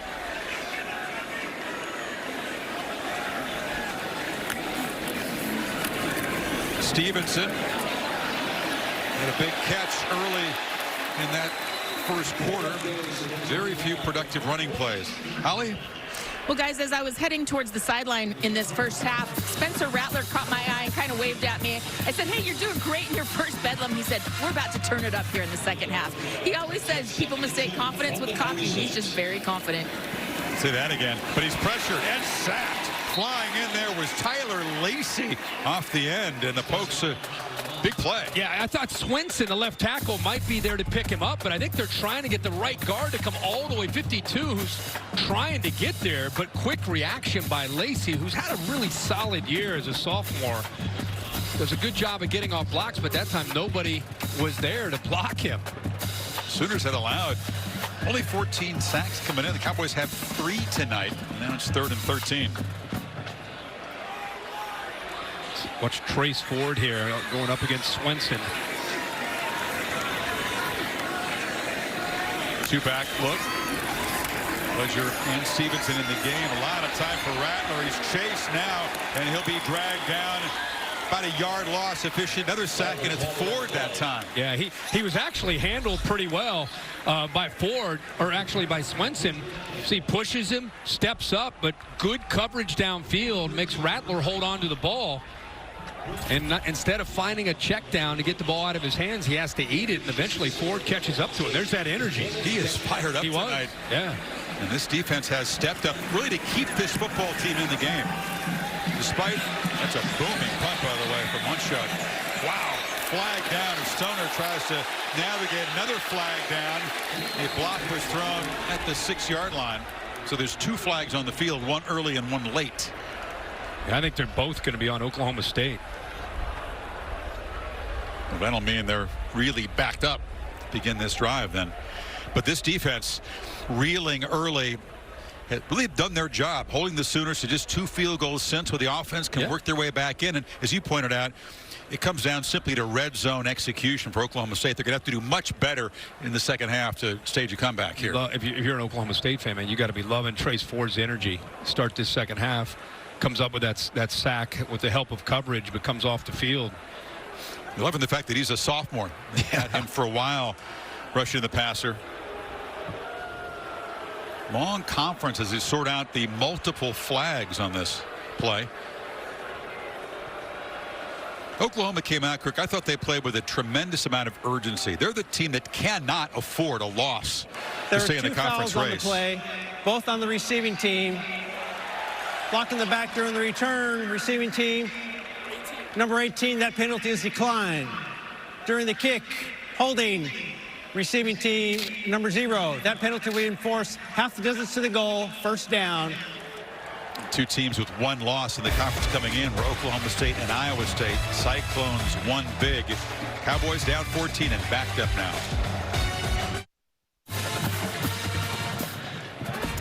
Big 12 standings. Iowa State and a shutout of K-State to go to 6-1. The Cyclones are in pretty good shape. They visit Texas next week. Obviously, Oklahoma, Kirk, coming in at 4-2, could not afford a loss. To keep alive their streak of conference championships, had to win this game. And going back to your point about urgency, I'm sure that Lincoln Riley challenged him, saying, hey, we got a Big 12 championship opportunity on the line tonight. Flag down. Those penalties backed up the Cowboys to the 4. They're going to get pushed back again. Right guard Woodard moving.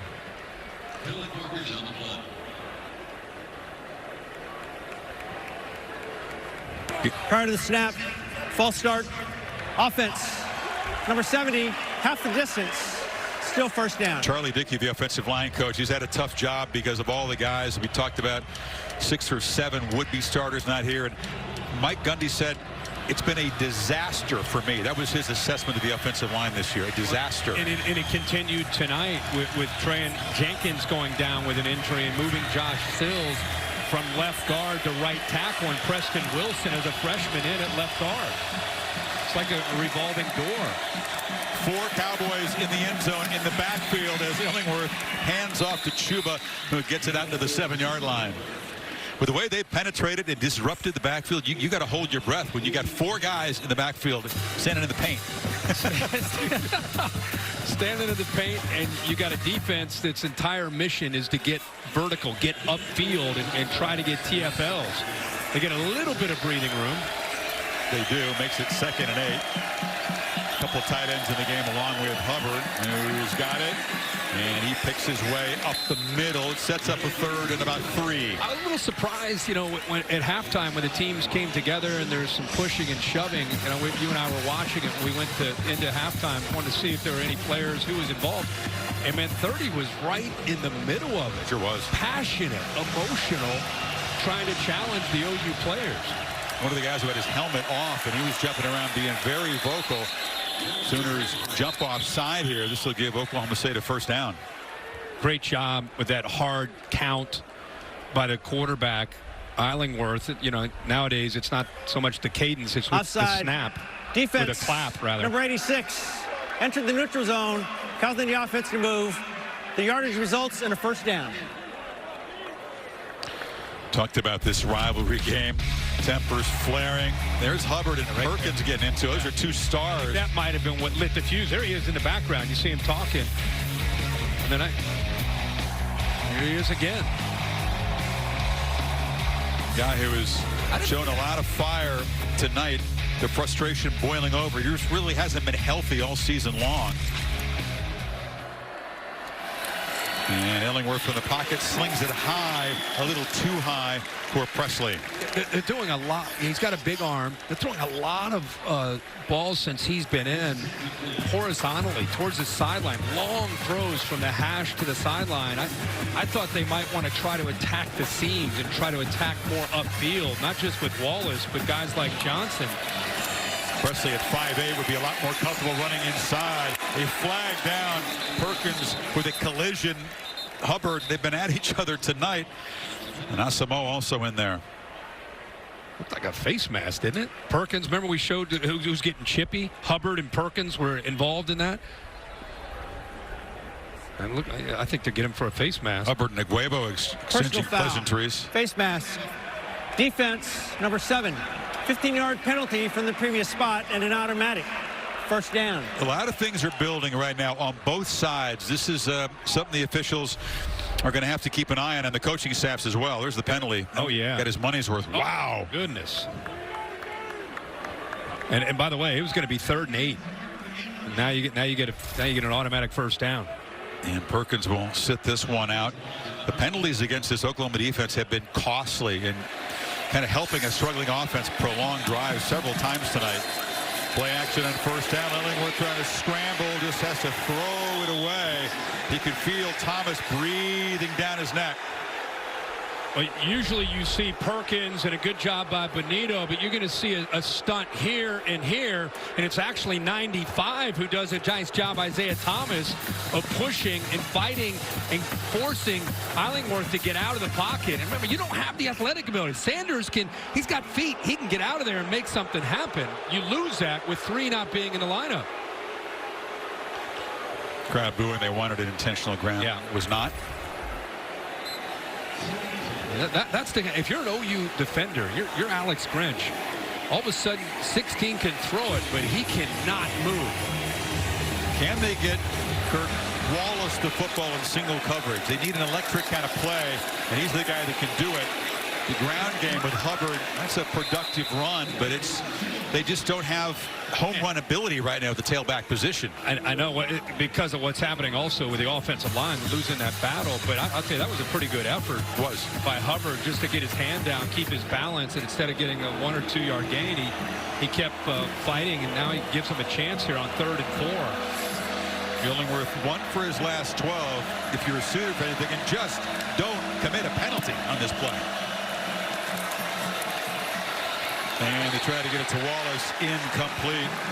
Pat Fields, the safety in coverage, and it's 4th down. You know, Illingworth being a younger quarterback, he may have predetermined that he wanted to get the ball to Hubbard, who was working from the inside to the outside. But boy, he had 17.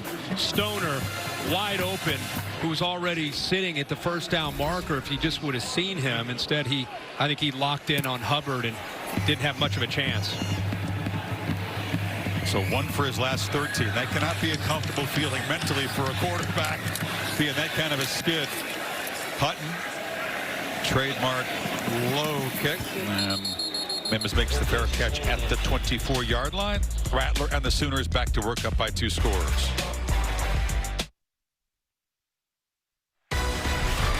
Saturday Night Football, presented by Capital One on ABC, is brought to you by General Mills. This football season, no matter where you are or how you pregame, we are all Tailgate Nation.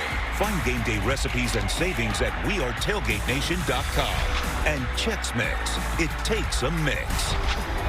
One of the all-time shootouts in Bedlam history. Baker Mayfield, Mason Rudolph combined for about 3,000 passing yards that night. I think it was only 1,000, actually, and 10 combined touchdowns. Chuba Hubbard. And we'll get a report from Holly momentarily on his status. Again, coming in under 100% with an ankle issue. And took a hit on that last incompletion.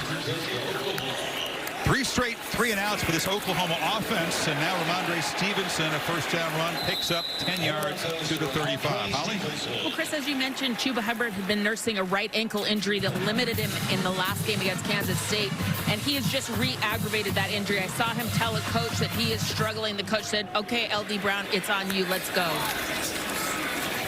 Rattler took a pump fake and now takes off.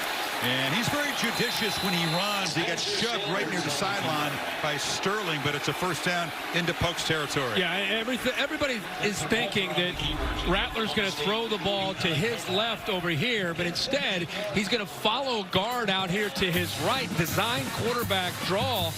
Does a nice job just getting behind a big guy Robinson, but you can see that there's no one there to block. The entire defense running to the field thinking the ball is going to be thrown. It's his 10th run, or it should be 8th run of over 10 yards. That's a good number for a quarterback who's not known as a natural runner. Picks his spots. Stevenson trying to get the corner and is knocked out hard. Big collision with Thomas Harper on the sideline, but he picked up about 6. Yeah, that was a big-time collision there. Harper not backing down. Keep in mind he's 5'10", 180 pounds. That's 245 pounds. He puts his shoulder right in there, knocks him backwards. Solid, clean hit. He did knock him backwards, only a 4-yard gain. That's a hit on a 246-pound running back.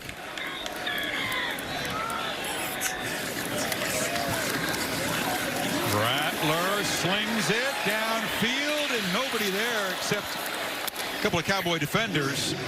Bernard Converse. Mims was trying to close back, but really no chance to make a play. No, but you just felt that it was coming. They're doing what they want. They're going more tempo on this drive. They got Oklahoma State a little bit more defensive on their heels, and they're being the aggressor. Why not take a shot there? See what they do now on 3rd down. He's got 9 touchdowns on Depot. That's the same number as Kyle Trask and Mac Jones had. 2 quarterbacks in the SEC coming into today. Haven't had a deep connection yet. 3rd and 6. Time runs out, and he tries to run for it. Nope, they'll just sling it to Stevenson, who uses that stiff arm It's right near the marker, but he'll be spotted a yard short. Ford made the play, and it's 4th down. You know Lincoln Riley's going to go for this 4th and short. Brings in a couple tight ends. Oh, right at the 40. They need a full yard. A couple of tight ends. 246-pounder tailback. Cowboy defense, though, a chance if they can get a stop, would set their offense up in good field position. And it's Rattler keeping it. Breaks the tackle and spins for a 1st down inside the 35. You know, he's not Kyler Murray. He's not Jalen Hurts. but of course, I think it's right. He's more like Baker. You know, I mean, Baker was an athlete. Baker could do things. Oh, yeah. But he would do just enough to make you have to respect it. And I think that's what Rattler is becoming in this offense. You get so caught up in Stevenson, you get caught up in the passing game that you forget, and he's going to remind you, and you've seen it on this drive alone, that he can make you pay for it. Got to remember that's, you know, a young quarterback, 1st year starting, and you follow 3 college football legends at the position here. Mayfield, Murray, and Jalen Hurts all led the FBS in yards per play, and that is a serious measuring stick. All of them 8 or more yards per play. That's ridiculous. Again, you got to think about that. 8.3 per play. Yeah. 8.6. 8 yards of play. 6.9 is really good for Rattler. Yeah, 15th in the FBS. I mean, you're talking about for an entire season, not a game. With this offense, I mean, that's what we've grown accustomed to from the Sooners. Pledger on the pitch. It's a block from Stoops on the perimeter and picks up 9. I told you, I mean, I think you forget about T.J. Pledger because you now have Stevenson back. But don't you notice when you get, especially in the second half, his legs are so live because he's not carrying the load now. He can be a complement to the more powerful Stevenson. Haven't seen Seth McGowan tonight. The talented true freshman from Dallas has had a nice season so far. It's been Pledger spelling Stevenson, going with the veterans.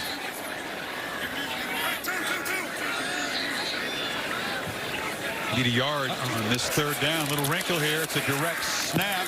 And Pledger is drilled. Hit in the backfield and driven back by safety Trey Sterling. And it's 4th down and 3 now.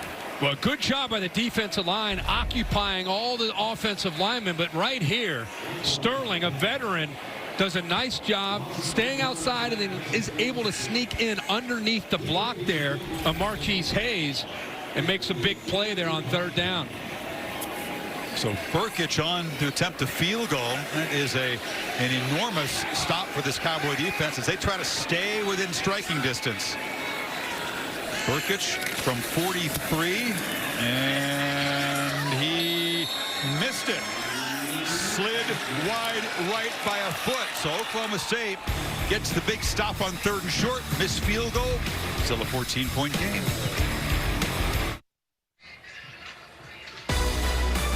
Tuesday, the release of the first CFP rankings exclusively on ESPN at 7 Eastern time, presented by Allstate. Kirk, what are your predictions of how the first 4 will look? I'd have Alabama 1, Notre Dame because of the win over Clemson. I'd put them at 2 ahead of Clemson. I've slipped Ohio State from 3 to 4 after today. They continue to have some concerns on defense. I'd have Florida and BYU knocking on the door. I think Indiana, if anything, their stock should go up after the way they played today. So it's Brown.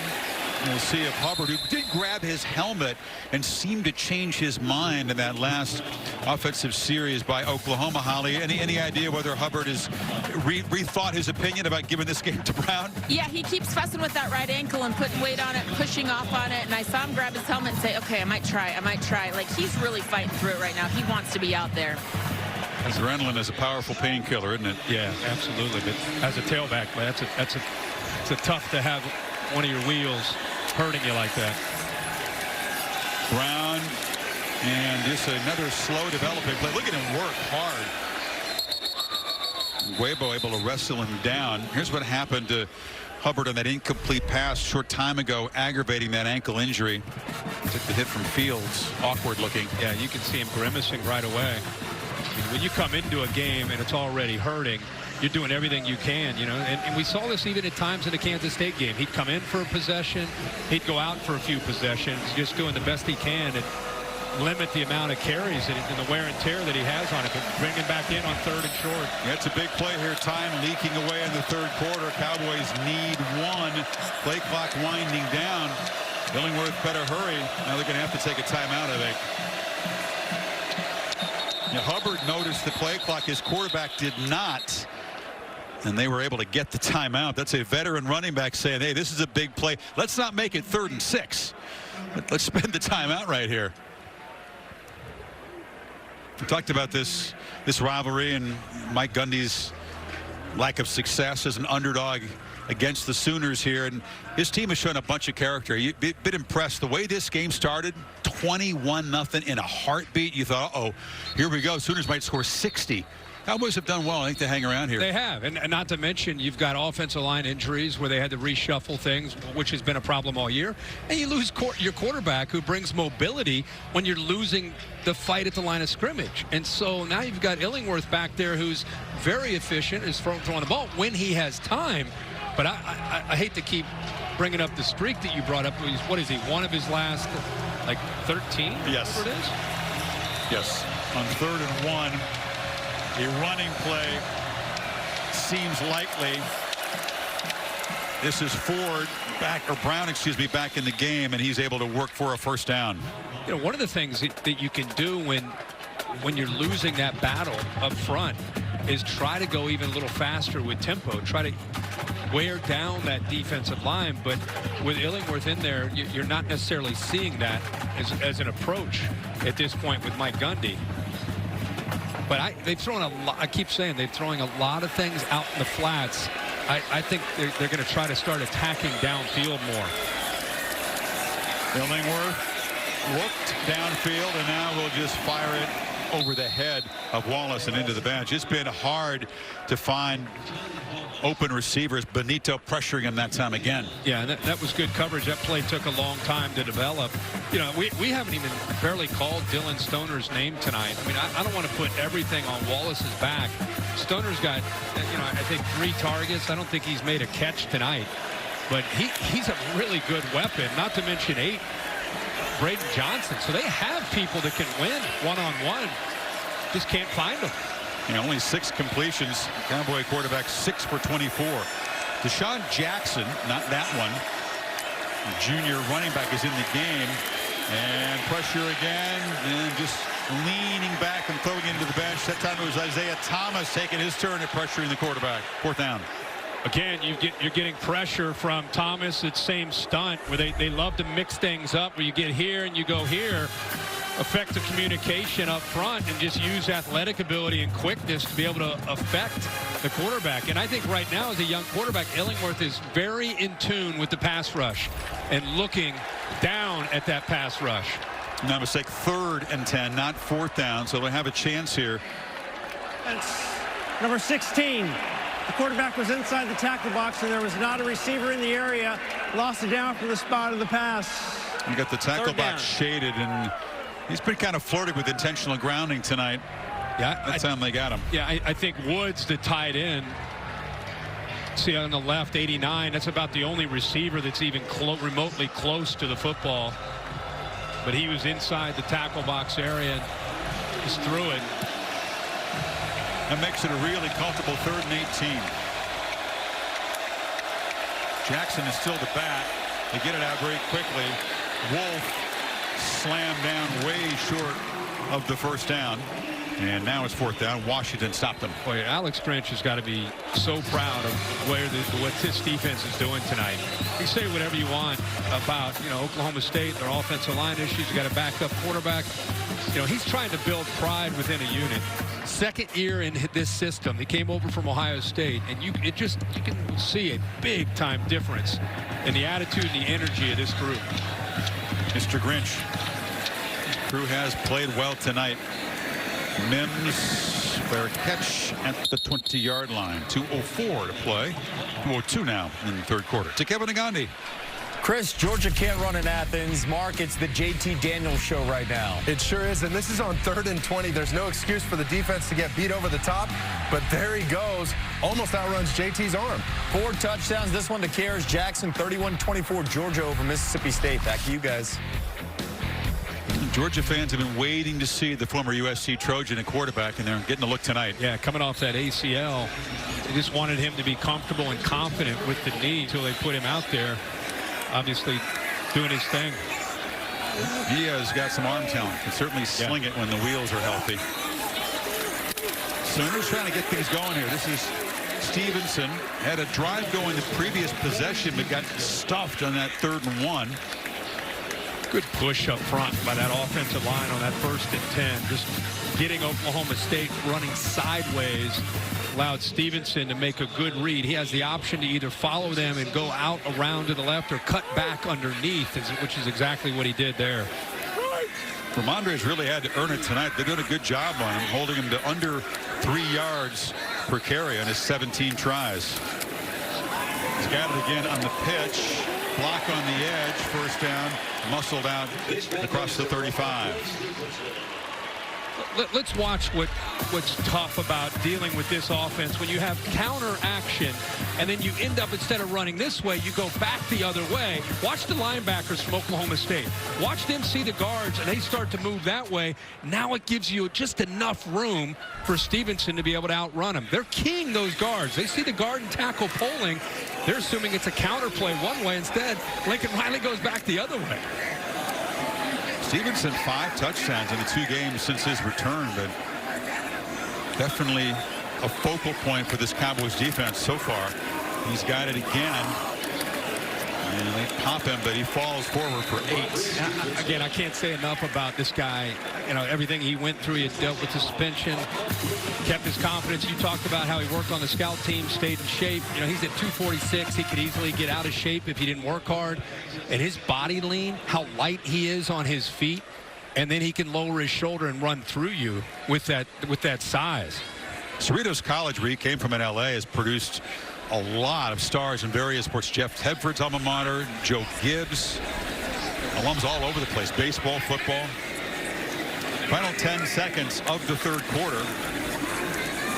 And Stevenson again. Can they drag him down? No, he's going to pull Arvell Peel across the line. So a scoreless 3rd quarter here in Norman. The lead still 14 with 15 to play.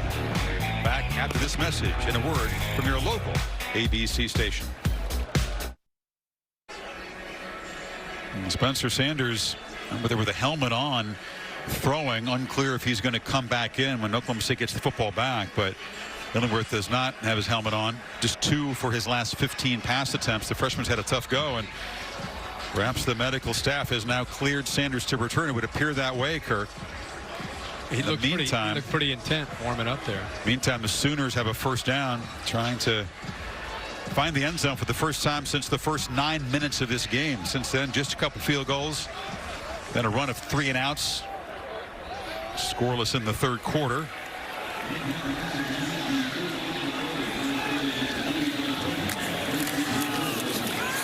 Stevenson in the clear, makes the cut, and he'll be dragged down from behind to the 30, but finally big Ramondre got loose. Well, watch Robinson on the counter play lead around, and he does a nice job. Boy, the left side, really, the offensive line as well. Hayes, they create a nice, I love how the offensive linemen turn their backs to the hole, and it gives Stevenson a nice crease into that Oklahoma State defense. Arvell Peel came across but slipped when Stevenson made that cutback, and that created all the open space. 25-yard gain. And Stevenson approaching 100 yards. Here's a little trickery. And the quarterback flips it in the flat to Jeremiah Hall, who scores.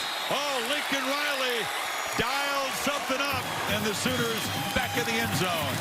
How about that?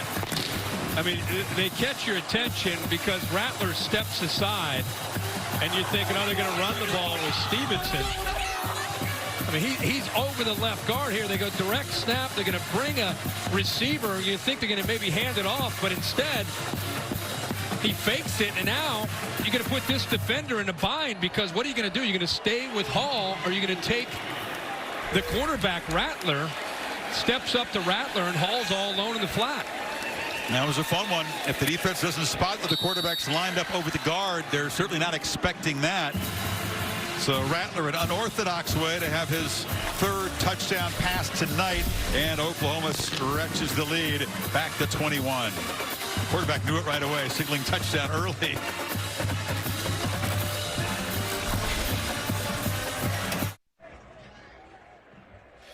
Amidst all the other challenges of 2020, been a very emotional last few months for the Gundy family. Mike and his brother Cale Gundy, longtime Oklahoma assistant. They lost their mom, Judy, in August. There's Ray, their dad, and she was always like the rock, the glue of the family. They'd get together for Thanksgiving. She would allow no football talk whatsoever between the two sides of the family on this opposite sides of this rivalry. And as Thanksgiving approaches and as this game is played, no doubt both brothers emotional about not having Judy here.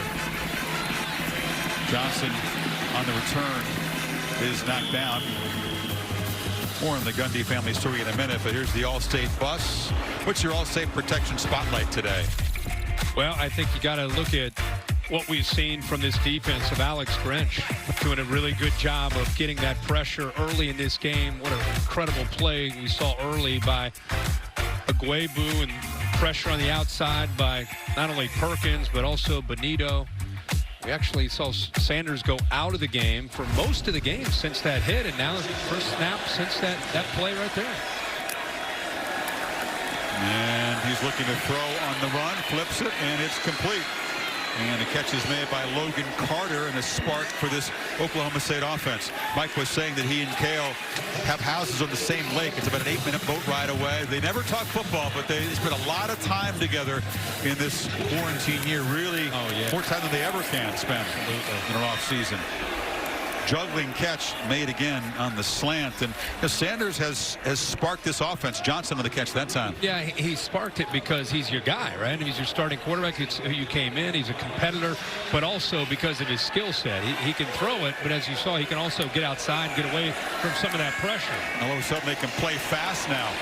Wolf on the edge, and with the freshman in there, it's a tough ask to play up tempo, but now they can let it rip here. Yeah, absolutely. And I think this is what we would have seen more of tonight from Mike Gundy if he had his quarterback in. I mean, they knew up front was going to be an issue, and like I said earlier, a great way to slow them down is to attack them with tempo. Looking to throw again, down 3 scores. There's serious urgency on this drive. Yeah, he was trying to tell the medical staff, we're just speculating, but you could read his lips, that he was fine a while ago. They were very cautious. To their credit, you got to take players' safety very, very seriously. That's at the top of the list. Yeah, it is. But I don't know what would be different from early in the game. Yeah, that's a fair point. To now. They had to perhaps be convinced that he was okay, but he was trying to tell him right from the start that although he was definitely shaken up when his head was bounced off the turf by Perkins, that he was okay to go back in there. It took him a long time to come around to his way of seeing things. And one thing about going fast is you don't want that tempo to affect your rhythm and your fundamentals as a thrower. That time he looked rushed. He threw that ball short, kind of short-armed it, and he looked like he was in a hurry to get the ball out instead of staying into that rhythm as a passer. Need 8 on 3rd down. Figure to have 2 plays to get it. Immediate pressure. They dump it down to Deshaun Jackson. He's tackled immediately. And just sniffing out the play was Graham, the freshman. It's 4th down and long now. So much fun to watch this defensive line play. Ronnie Perkins gets off to a good initial jump, that first step, but Benito chasing it down. Perrion Winfrey. Defensive line is playing with an attitude. Really felt it's almost like they've been challenged and they're answering the call tonight. Sooner defenders are disappointed. You see those cutaways? They wanted Oklahoma State to go for it. I'm sure some Cowboy fans want them to go for it too, down 3 scores. But they'll bring Hutton in to try to pin Oklahoma back.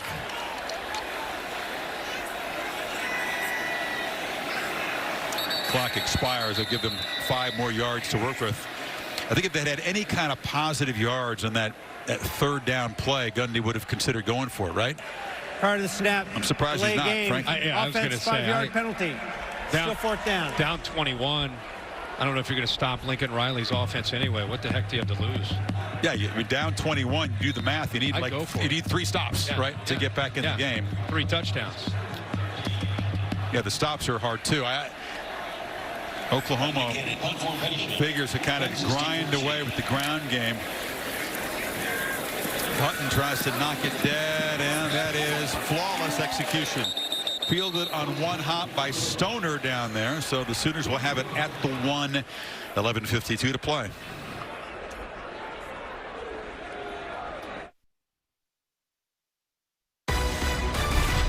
Saturday Night Football on ABC is presented by Capital One.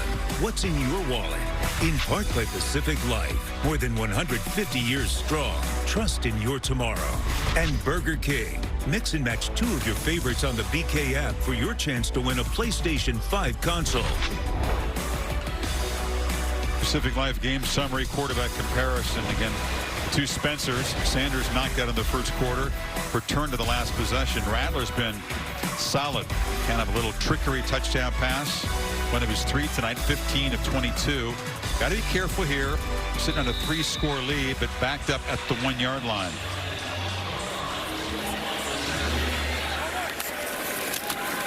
Stevenson has a crease from Andre Stevenson. Weaves his way. They are backed up. No longer a 30-yard gain before Harvell Peel stopped him. Nice job on the left side. Marquise Hayes opens his thing up. Watch 54 right here get a great push and just open up the left side right there. And I'll tell you again, he has acceleration for 245 pounds. You wouldn't expect that. You think he's a power back, but you give him a little bit of room, he's going to get upfield in a hurry. Not much success, but if you stay patient with the running game with a big physical pack, Kirk, those body blows tend to pile up. And this defense is taking a lot of them. And now Stevenson starting to run through arm tackles just like that. Another solid gain. Holly? Well, I checked with the Oklahoma strength and conditioning coach, Benny Wiley, before the game, and he said Ramondre did all this on his own. He said he came to me and said, I have to be ready when my suspension is up. So he's been doing extra cardio after every single practice, whether it's the assault bike, the Stairmaster, running sprints. He wanted to be ready for this moment. And I have some breaking news, guys. He's actually lost 10 pounds. He's playing tonight at about 236. So he's leaning up, getting ready for his opportunity, and he is back. Wow. That was a T-shirt that he flashed in his return game against Texas Tech. Remember Trey Sermon transferring to Ohio State? He had a monster Bedlam game in 17. They flip it in the flat to Mikey Henderson's had a big ball game, and Henderson lost the ball rolling around, heads out of bounds. Williams on the tackle there. Oklahoma keeps possession. Boy, we've seen that play a number of times tonight. That was a touchdown earlier. One of their first scores where they were able to get him the ball behind the line of scrimmage, allow those receivers to block downfield. Ball comes out late. You mentioned Darius Williams fighting to get that ball, but eventually it ends up going out of bounds. He almost knocked it back in the field of play. He did. Kept alive a chance for a turnover. But, you know, Sermon transfers to Ohio State. Kennedy Brooks opts out. Think how loaded they would be in the backfield. Already loaded. Yep. Stevenson now 127 yards rushing. I think that's probably been the thing that has been so impressive with Lincoln Riley as a head coach, known as a play caller and an innovator, is that he lost Baker Mayfield and he replaced him with Kyler Murray, lost Murray, brought in Jalen Hurts. And now you see the young quarterback Rattler, but it's not just quarterback. It's the way they've lost guys like Hollywood Brown and CeeDee Lamb, right? They've lost great offensive linemen. And yet you can see through the recruiting and the development that this offense, you know, they really don't miss a beat. Now they take the field in this conference with a substantial personnel edge on all their opponents, with the possible sometimes exception of Texas. Rain falling. Stevenson still rumbling. Now the ball comes out. Was he down? Yes, they're saying no fumble. Thomas Harper comes up with it, but he was down. You know, it's not just the body blows of Stevenson. It's the offensive line wearing on you. He's down clearly. But it's the offensive line, and then you're down 21. And if you don't have spirit as a tackler, it's a little bit easier to get exposed. Yeah, he's just no fun to tackle any time at all. But you're right, when you're deflated, when it's been a long night out there, when he's had the rock 25 times now. Now all of a sudden, now his stats have a chance to really blow up here in the fourth quarter. He's already at 142. 2 games back before this at 87 and 3 touchdowns against Texas Tech. 100-yard game against overmatched Kansas, and now the best game of his season so far. Just put a star next to the name Thomas Harper. He and his brother Devin Harper, both obviously out of Knoxville, 16 and there was 13. These guys are going to be just continue to show you what they're going to be able to do this year, and in Thomas Harper's case, show you what he can do in the future. Yeah, he's the younger of the 2 brothers. Devin is senior. Stevenson and Mikey Henderson again in the backfield. Rattler using all of the play clock here.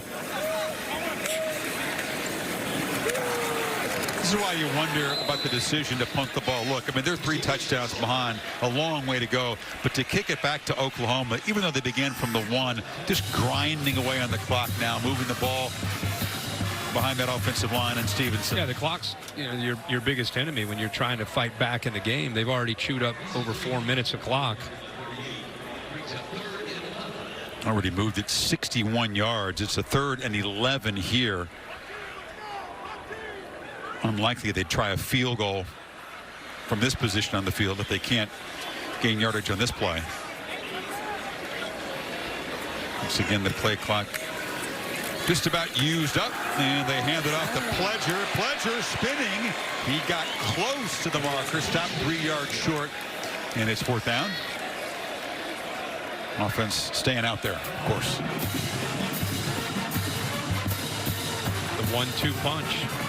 Pledger and Stevenson. Stevenson checked back into the game. That's where you're trying to defend Lincoln Riley. He's going to what's he doing? Going to let the play clock work down? Again, it's game 8, but it's only game 3 for him. So even though we're approaching Thanksgiving, number 29 is fresh. He's been waiting for this opportunity. And play clock will just wind down, and a timeout taken by Riley before this 4th and 4 play. 6.5 to play. Sooners closing in on a 6th consecutive Bedlam victory. Sunday NFL Countdown. Interviews with both Aaron Rodgers and Ben Roethlisberger. Steelers trying to go to 10-0, by the way.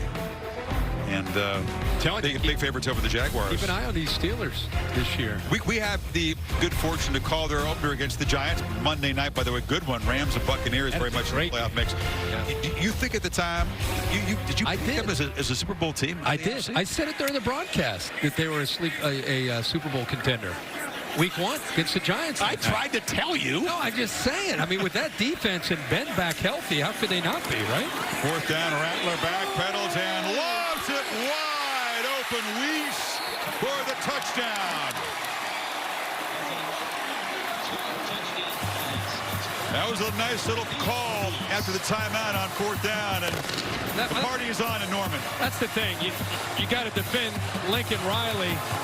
And you think about, okay, they got 2 backs in the backfield. They're probably going to do something where you're going to run the football. They've been running the ball right down the field. Instead, they hit a crease right between the safety, Sterling, and the nickel, Thomas Harper. 10 different receivers have caught passes. 3 different guys, I should say, have caught touchdown passes. It's the 4th for Rattler.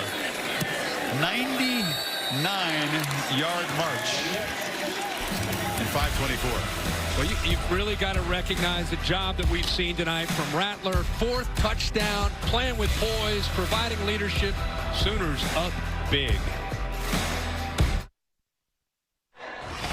Sooners went with a 2-back look, and what's interesting is you have Drake Stoops right here. You've got the receiver Weiss ends up making the play, but watch this defender bolt to the flat for some reason. Now you got the wide open behind it. I think it's just a bust in coverage, but give Rattler credit for recognizing it, putting out there where Weiss can make a play and walk into the end zone. Weiss, 1 touchdown in his career. Get him out of here, Rattler says. Wrap it up. Weiss with 2 scores tonight. Having 1 in his career coming in. Brennan Presley now taking the turn at kick return from the 4 and knocked down hard at the 17-yard line. Well, ex-Oklahoma quarterback Kyler Murray coming up with the Hail Murray on the run here against the Bills. This is incredible. Somehow just staying aligned and then stopping and heaving to the end zone. And Lincoln Riley sending out the congratulatory tweet. Throw it to that guy. That's great. Cardinals lost on Thursday. Baker Mayfield, the other Sooner Heisman Trophy winning quarterback in the NFL, taking on the Eagles. The Browns 6-3. Nice season for Baker.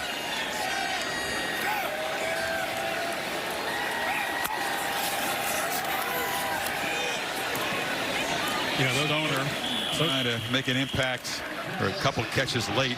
Those quarterbacks that are up in the NFL got to be proud of watching Spencer Rattler. What a great performance tonight. And I tell you, this is a different Oklahoma team at this point in the season than the younger team without some key players like Stevenson and Perkins that had leads on Kansas State in the fourth quarter, and Iowa State unable to hold on to those leads. But you don't want to play the Sooners right now. Definitely not. Wallace with a catch there. That was his first since the first half, but just the fourth tonight. They've done a tremendous job on the electric playmaker in this Oklahoma State offense, who came in healthy tonight. They targeted him a lot early, but not a lot of success for number 2. I think this is a more complete team than the teams that have won the Big 12 and gone to the playoffs. Really? Yeah, more complete team because of the way they're playing defense this year with Alex Grinch and late in the year. I don't know, I think those teams that have gone in the past and many times got exposed in the playoff, they were a great offense, but it didn't have a defense. I think this team has a better defense up front. They've got some experience in the secondary. And I think now that your young quarterback has grown up and he has so many different weapons, I don't know, this feels like a complete team. Sean Jackson had a big run there a moment ago with a short gain here. Yeah, the 2 losses that they suffered in the conference, kind of immediately they were written off. Everybody viewed them as irrelevant. Certainly for the playoff that was true, but this win tonight puts them right in the mix. Control the destiny for the conference championship game, which again is just the top 2 teams. Does not knock the Cowboys out of things. It will put Iowa State in sole possession of first place with the showdown at Texas on Friday. They can clinch a spot in the championship game if they can win in Austin. That'll be a tough game. Worth tuning into. Yeah, yeah, that'll be and will not be easy, and not the West Virginia game won't necessarily be easy.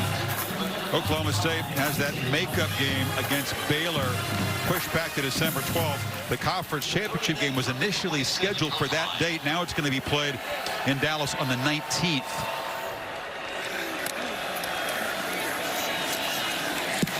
This is Jackson again. They're going to rest Hubbard and Brown and let the junior have some carries. See, guys like that, 8. Like, they haven't had guys like that.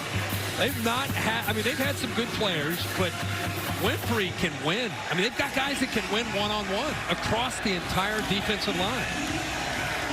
Been very impressive, big number 8. I love a defensive lineman with a single-digit number, and they've got 2 very good ones in Winfrey and Perkins. They sure do. Jelani Woods, by the way, who's normally a part of this offense, finally makes a catch down inside the 20.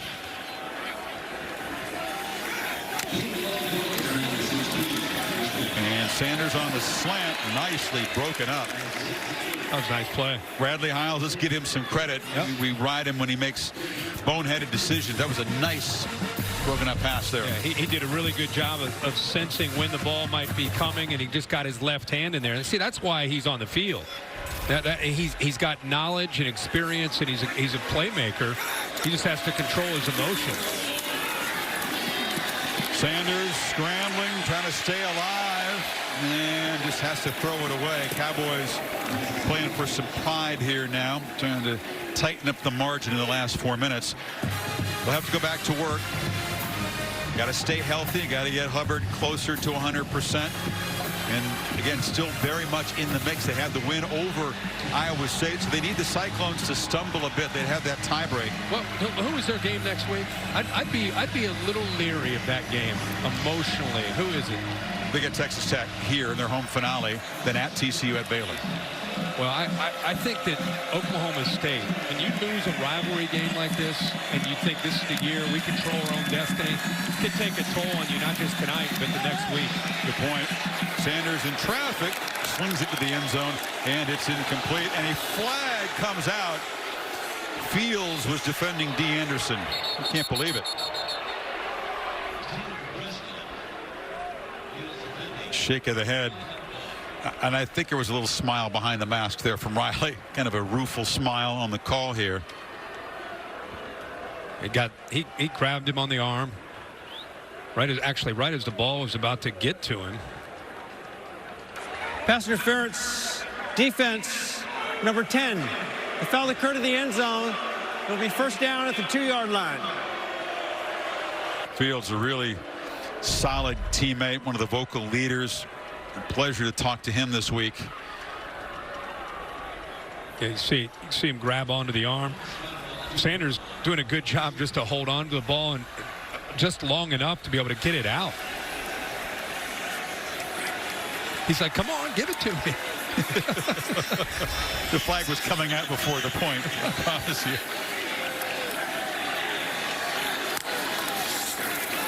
And they try to throw the fade. Big Woods tried to come make a one-handed catch, and he couldn't come down with it. Trey Brown's been busy tonight in coverage. You got to like that matchup. 6'7". Against, he's listed at 5'10". I think he's closer to 5'9". He boxed him out. The throw was just a little too tall. Yep.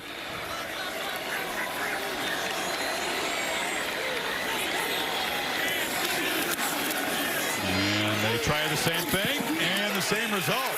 Brown says, you're going to keep testing me. Got to bat that one down. Love that. Love that. Goes up, uses the vertical.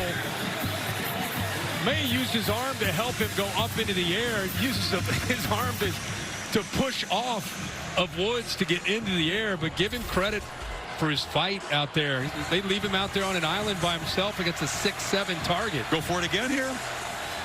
Yeah. Bunch formation to the right. Sanders ducks under the pressure and will spin down at the 5. And there's still John at him, and Guebo let him know. Benito got there in a hurry, and it's 4th down and goal. Yeah, this is where it's 41-13, 3 minutes to go.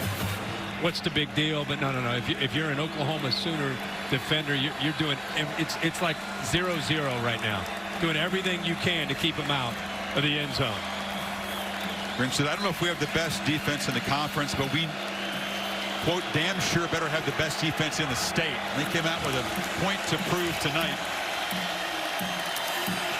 On 4th down, Sanders. Incomplete. So the Sooner defense with the starters in there, they do make a stand. Norwood in coverage, and they'll take over with 2:40 to play. Just a little late with this football. He had him open, just waited just a little bit too long until he pulled the trigger to Presley. Ball gets snapped, a little confusion with the offensive line, and because he started to move, it took away the timing, and by the time he threw that, Presley still had a shot, but he was wide open early on the route.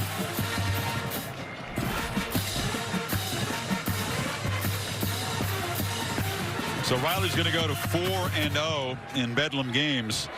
The legendary coaches, talking about Bud, Barry, and Bob, all of them thoroughly dominated the in-state rival. Wilkinson 17-0, never lost a Bedlam game. Switzer 15-1 against the Cowboys, and Bob Stoops 14-4. Mentioned Bob here watching tonight. He hired a 31-year-old Lincoln Riley to call the plays here. He fired Josh Heupel, who was a national championship winning quarterback at Oklahoma after an 8-5 year. He saw, many believe, something of himself in Riley. Now it seems like an easy choice, but at 31, to give the reins of an offense to a program like Oklahoma, and he knew that Riley was going to be the man to succeed him, and Bob decided to hang it up.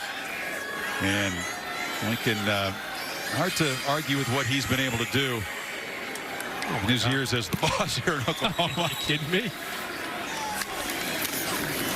I mean, you got some legends who coached here, right? But the way he has started his career, Lincoln Riley's going to go to 42-8 in the hunt for a 4th consecutive conference championship. 2 Heisman winners, 2 top draft picks, of course, in Mayfield and Murray. I mean, that's in 3 years, if you think about it, because he's 4th year now. So in 3 years, 3 Big 12 championships, 3 years, he's had 3 quarterbacks go on to do incredible things. And I think what's different this year, they have made recruiting defense a real emphasis, and I think it's starting to pay off when you look at their performance, not just tonight, but as they have grown and gotten better and gotten, more guys back healthy, and of course getting Ronnie Perkins back. Henderson fights for a first half. Recruiting defense nationally is a lot tougher than it used to be. You pointed out there's so many elite athletes that want to play in the offensive side of the ball. Yeah.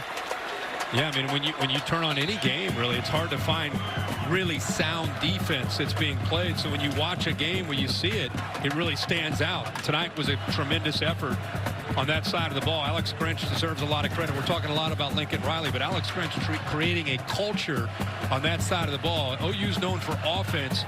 He's trying to get his defensive guys to take pride in what they're trying to create on that other side, and it's working for him. Victory formation, and the dominance will continue. It'll be 16 out of 18 and 6 in a row. Big 12 fans can check out Big 12 now on ESPN+. Our time, Oklahoma State football. Mike Gundy saying how much he enjoyed having the all-access series there. Sign up today, ESPNplus.com/Big 12 now. So the second conference loss for Gundy's Cowboys, but not out of the mix. So they can get guys like Hubbard back to 100% and regroup. So a few games to go for Rattler. The roll continues. 5 straight wins after those 2 conference losses. Big night for Ramondre Stevenson, who rumbled for 141 yards on the ground. Also caught a pass in the opening series after a slow start. 5 yards of carry, came down from his 8 yards of carry, so you wore him down. The Sooners win it by 4 scores. Next Friday, we're excited about this one. We're going to keep chipping away, banging away. Kirk, maybe we'll get a close game in Chapel Hill. The Fighting Irish and the Heels, day after Thanksgiving in the ACC. We can only hope. Hope you'll join us. Have a wonderful holiday, folks. Game produced by Bill Bonnell, directed by Derek Mobley. For our entire crew, so long, except for the West Coast. Stay tuned for your local ABC News. Flex. OU Health. The future of health is here. For over 100 years, Langston's has outfitted Oklahomans in the most stylish Western wear. Right now, buy 2 pairs of Wrangler jeans, get the 3rd free. Langston's.